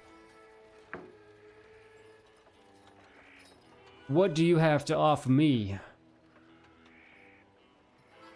for this exchange of information if I so have it? I still don't know who any of you are, what you're doing out here, how you found me. I understand you ran into my brother, but pretty bold to be mentioning bounties. And still trying to... I'll sort of push the bottle of moonshine across the dirt in his general direction. Well, I'm JT Beauregard. This is my family's fabulous moonshine from the southern realm. And these are my esteemed colleagues, the Coopers and our dear Reverend. few wrinkled noses in your direction. That's fair. Yeah. Is it because of Yeah, is it because being of a a reverend, or is priest? it because of Is it the undeath or the priesthood that doesn't Right. sit well with them? Could be both. Now, as it happens to be, we brought our own reverend here, so God can either listen or not listen as you deem it necessary. But He doesn't say anything. It's just like a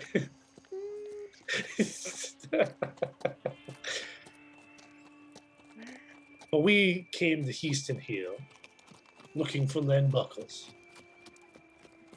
Our investigation led us to some information that you might know something of his whereabouts, demisement, or whatever you want to call it. Now, that's either true or false. But the way I see it, the only person that can tell us that is you, sir. Which put us in quite a predicament, because we would have to ask you such a question. You who would not want to be found by armed men, and who perhaps may have an unpleasant version of the story. But what we can promise you is that we will ride right out of this camp with whatever information you're willing to indulge us in. Give me a persuasion roll. Yep.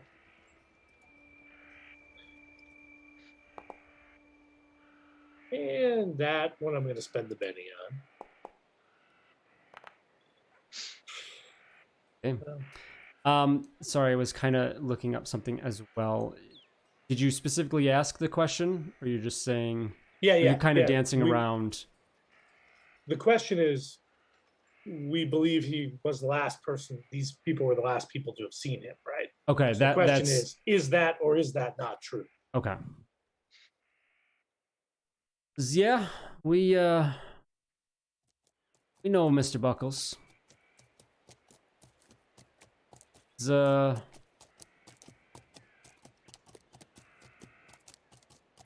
sure you've heard a lot of hearsay about what's happened to him as well. But I can tell you that none of myself or none of my people did anything to harm that miner. If I might ask, being as Mr. Buckles was just a miner, what was his, I guess, the nature of his relationship or dealings with you folks? Lynn Buckles didn't strike me as the type you typically would associate with.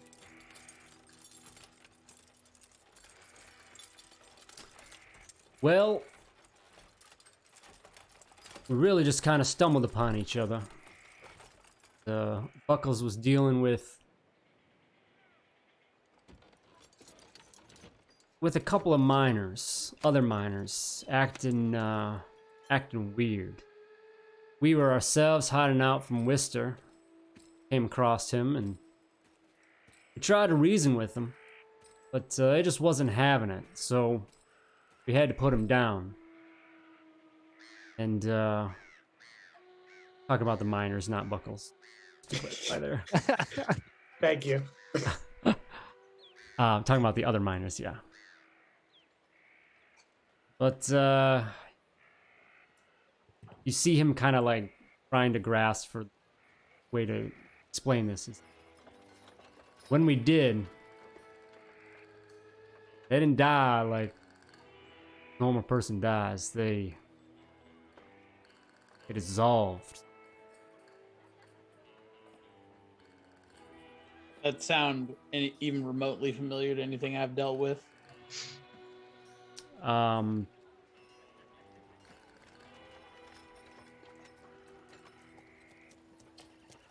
so they, You, you said they stumbled, they stumbled across. they were hiding out from Marshall Wister, and then kind of just in the midst of that ran into Buckles in a scuffle with some other miners. Okay. Yeah. All right, so they kind of helped, I don't know, save Buckles, but interfere. They got engaged in the fight that Buckles was in. They killed the other guys. Okay. Says I don't really know much about that business. What kind of dispute was going on there? Whatever's going on with those miners. I have no words. Yeah, we've seen some weird things ourselves. Did you have future dealings with Buckles, or was that it? Well, that was basically it, running into him then. When was that?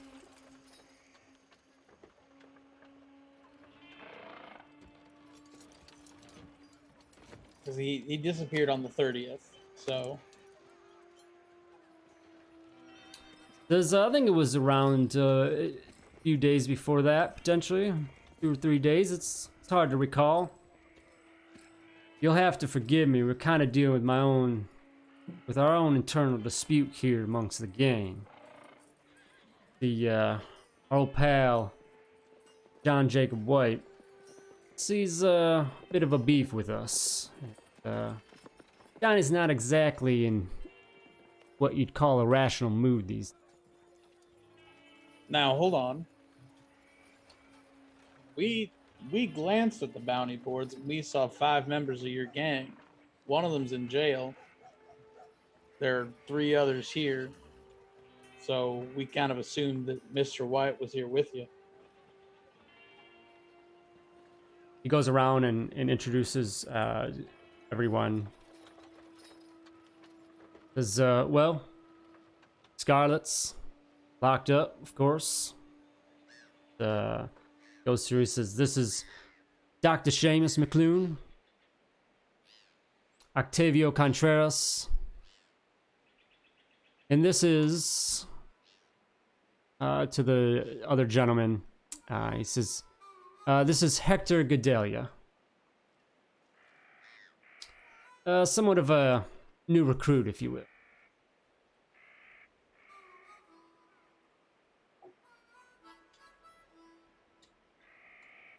Hector, how do you spell that?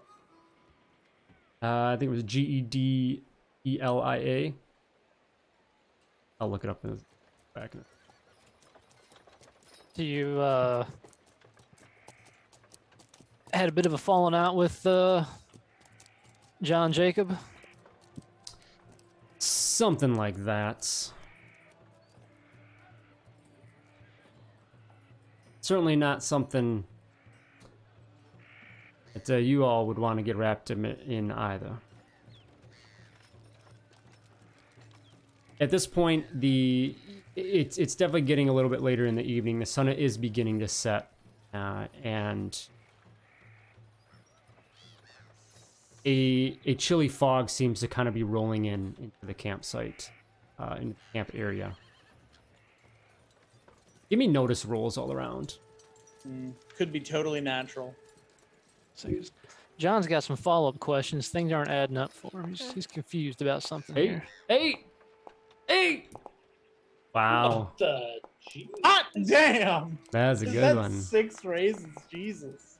Fantastic. What? James, you get a good one too? John's I mean, rolling 100 whoops. times here. I was no, I trying did to not. collapse it. Expand it on me.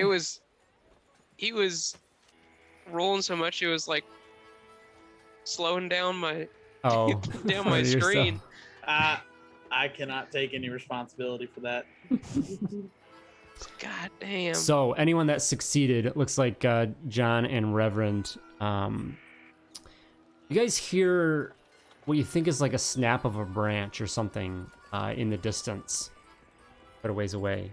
Reverend, for some reason you're just, sonar detecting everything, and you actually detect some soft footfalls crunching in the sage grass very nearby. Which direction? Just kind of, say the bluff was to like the northeast, call it to the opposite side of that, more towards the west.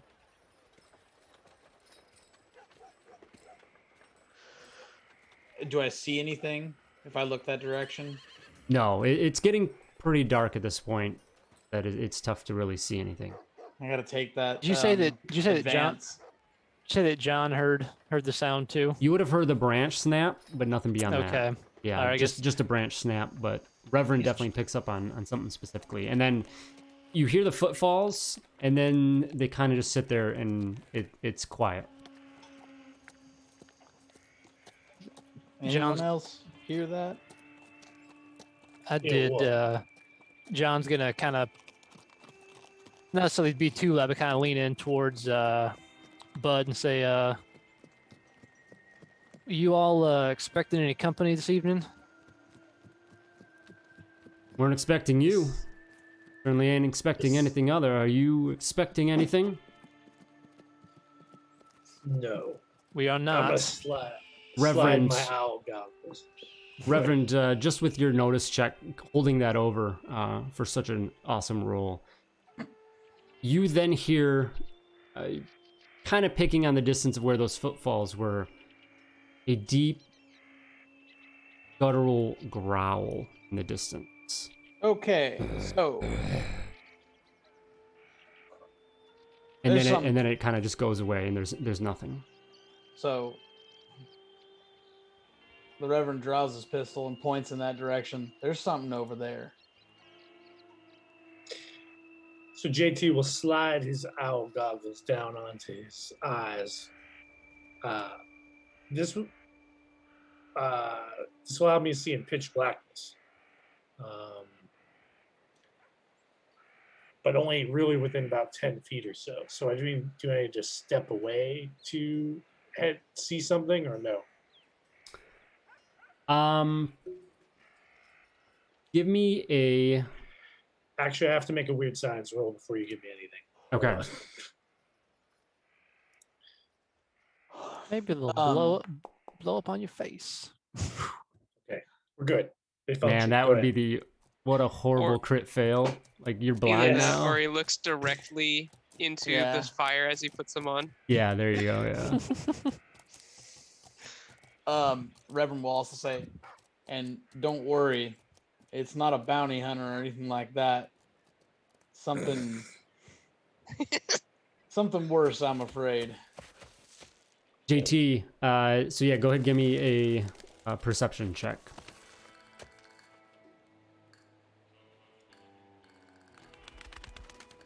Oh wow. No, notice you mean?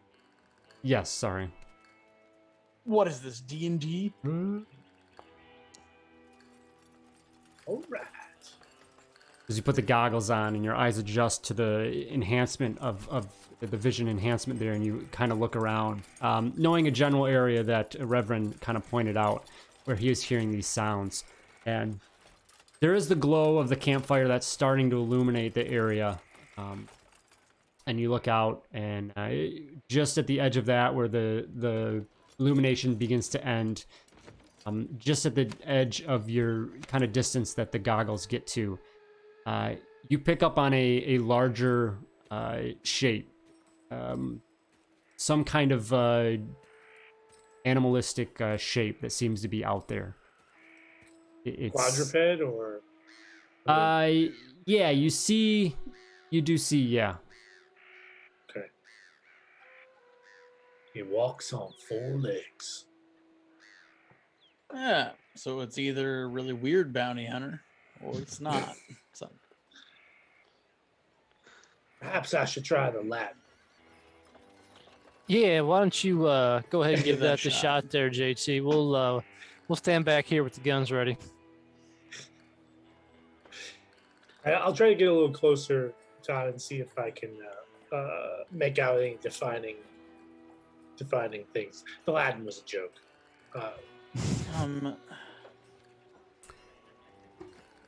Is you go to move out, and you see that this creature, whatever it is it was kind of moving, circling around the camp. Once again, another like growl comes out, and this time like everyone can hear it. And you follow the sound and the shape, and you see it over there. And then JT, the object just almost becomes a blur as it gets up on its hind legs, standing up, and starts rushing in towards the camp. And you turn to follow it, and the brightness of the campfire temporarily is going to throw off your vision. The rest of you, before there's any other reaction, this dark shape just hurtles into the campsite from the fog, and 2 bounding leaps, and lets out an ear-splitting howl. All you see is fur and teeth, and you hear bones crunch as it clamps down on one of the outlaws sitting nearby. Blood squirts out, spraying everyone nearby, and then again it leaps out into the fog, taking the outlaw's flopping body with it. Which one did it get? Probably the new guy. Red shirt. Hector, yep. Oh, poor guy. Bud just crossed that note off. and the rest of them stand up immediately on the ready, pulling their weapons. And he just looks over you and says, "Well, that would be our old pal, John Jacob White. You fellas want to help us deal with this? Well, I may that's a have some hell- further information for you." that's a hell of a falling out. Yeah, I don't think I've ever quite seen something like that. You really downplayed that whole differences of opinions thing, didn't you? So I know you want to fade and end this right now, but so as JT's kind of trying to rip the goggles off, I turn to Doc Seamus and say, "Loop Garu, sir, or something else?" What? That's fine. Loop Garu Luke or something Garu? else. Yeah. Oh, That's, Is yeah. that some kind of Cajun it's name where- for a werewolf? Yes, correct. Right. Okay. Exactly. All right. You'd probably be the only educated person to answer that question anyway. Yeah. But you want to cut there, right? Yes, absolutely. So that'll be a good. You turn, you say that to your fellow mad scientist, and yes, we will end there and come back and see Beautiful. how things go with Mr. John Jacob. I have a quick question. So I have powers like blind and stun. Okay. And they say they have a blast template, but is that blast template centered on me, or can I center it somewhere else? I'm a little. Does it say in the thing? It says. Are those SWADE? Well, if it What's has the a range? range, Oh yeah, you don't want to look at the range. Small. Like SM. smarts. Smarts. So that means that I can So there- cast it. Yes, a distance of your smarts. So up to 6. Okay. And I think you can center it up to that far Okay. away. Is that right? That makes That sense. would, Yeah, yeah, Got that it. probably sounds right. We're Sure. good. We're good. I definitely thought range SM meant small, as in like a small blast template. Got it. I'm glad that I know Thinking- how to play this game. If I'm looking at the Deadlands powers, they actually list out They say small now, or smarts, I mean. Do they? And some say Ooh, spirit, some say touch. the flickering fire. It is weird. God Some of damn them, it, that's some of them so still do cool. say SM though for range. It's like they updated some of them, but not all of them. Not all of them, yeah. I love that fire effect. That's really cool. Yeah, Yeah. that one little piece. So maybe I probably could expand that and then put the tents in as like obstacles, so then like the vision could get obscured. It'd Yeah. be cool. So we'll see. But Oh, yeah. Do you have a token for this thing, or we didn't get a chance to see it, did we? yeah, not yet. Okay. Nope, not. You just saw basically, yeah, jumping around mass of fur and whatnot. So Amazing. yeah. Alrighty, Amazing. cool. Yeah, good point to stop for sure. And we will pick up there in 2 weeks, guys, and see how that plays out. So Yeah, just a little falling out. Yeah, it turned into some sort of werewolf thing. Yeah. I guess he was No. jealous of being replaced. Did they replace him before or after he grew long, sharp claws and a muzzle and Right. fur? My John, what big teeth you have. The better to eat my replacement with, I suppose. right. absolutely. All right, see you guys.